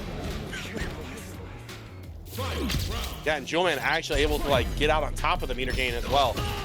Level 2 for level 2 violence here. TC flips the feet. Takes the corner. No, option level 2. That time wasn't full range. Jewelman couldn't do wake up. So now Jewelman level 3 online just because TC what a level punish, 2 but off. he drops it. The heavy punch. I think he's gonna go to level 3. Yes, sir. did not have a good option there at that range to anti the neutral jump. EX Mixer maybe, medium, definitely not, heavy, definitely not. TC back to the wall here. 3.5 bars to play with. EX Bus Slam, weathering the storm, finds a little port. No, he burned out. He's got to be careful here. He's going to spin the level 2. Yes, sir. That takes away the charge from Honda. Pay attention to that because it takes away the ability to EX headbutt. He's got a shot right here. The tornado, it wore out. And the EX will just God. Oh my God. Jewelman runs it all the way back in loser side. Takes online, or Dream Play 23 online number 10. Holy Jewelman moly. with the Honda. GG's.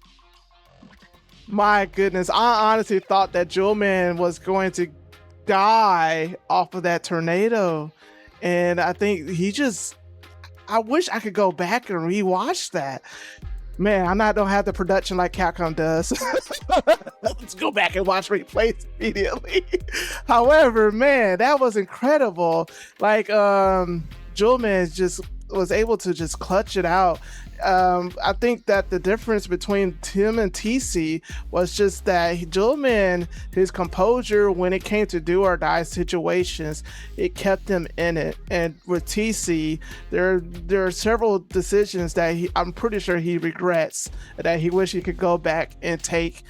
And it's just unfortunate because it's just that the margins were very slim. It could have gone either way. It really could have.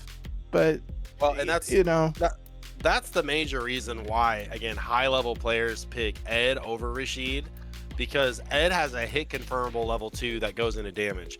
Rashid has a level 2 that it does make you guess, but in order for Capcom to balance him appropriately, his damage around that level 2 is relatively low. So they tried to give him some more tools with like EX Wind Shot, in neutral, trying to kind of press the issue a little bit more. But when it came down to it, like I said, man, it was going to come down to hard reads, and that's just simply a situation that an Ed player doesn't have to deal with because they hit confirm, they get their level 2, it's 60% or 40% damage. That's it. They're still in the game. Rashid has to give up space, activate level 2, and then hope his conditioning pays off. And today, in the Battle of Hard Reads, Jewelman came out on top. Indeed. So congratulations to Jewelman for winning, TC for taking second, and Jeff Hunt for taking third. I just want to let everyone know that I actually have a surprise for you guys. We actually had received $105 in donations. So with that said, we are going to split that 3 ways. So it's a top 3 split since the pot is now over $100. So yeah, Jeff Hunt, he'll get some money. TC, he'll get some, and Jewelman, he will also take home some cash as well. So congratulations to our top 3 finalists, and thank you to all of those that donated to the pot. Truly appreciate it. And also appreciate you guys for just tuning in to this tournament. I'm happy that this series has gotten so much support. Robbie V, appreciate you for helping out with the commentary, man. You are awesome. You're wonderful. And quote, thank you for helping running the bracket as well. I could not do this without the support of you guys, and I truly appreciate it. I hope y'all enjoyed it. And man, this has been a blast. I enjoy just putting this together, watching some wonderful matches. Makes me want to get in there and practice and get better as a player myself. And man, I hope that some of these players, like this tournament series, is going to be the difference from getting top 8 at a major. That's what my hope is, that this is going to be good practice for Combo Breaker, Evo, whatever tournament that you're planning on going to this year. That I hope that you guys can take this experience and put it to good use. So thank y'all once again. All right. So if anything else, I don't think there's anything else that needs to be said. Again, I just want to remind everyone that next week we're just doing an open lobby for people to join in and play games. The week after that, we're going to host the 11th online tournament. And then also, I believe next Saturday as well, that we're going to start doing exhibitions, 1v1 exhibitions. So keep an eye out for it. Make sure you guys follow this channel. Make sure you guys follow the YouTube page. I'll have the VOD up later on tonight. And make sure you guys follow the Twitter as well, twitter.com. Was it Dream and Play 23? So please make sure you guys get those notifications of the social media links, because that's where I'm going to be sharing all the news, and I'll do a better job as well as sharing all of that news as well, because I'm pretty bad with social media, but I'm getting there. Also, just want to make sure everyone who are involved with this whole series, there is a survey that I linked in the Discord. Please take that survey, just get some feedback, so what I can do to improve the experience and have this thing become a better experience for you guys as well. So I think that's all that needs to be said. Thank you once again. I hope you all have a wonderful week. This is DatVip signing off with Dream and Play's online Street Fighter 6 tournament. I'll see you guys next time. Peace. Later.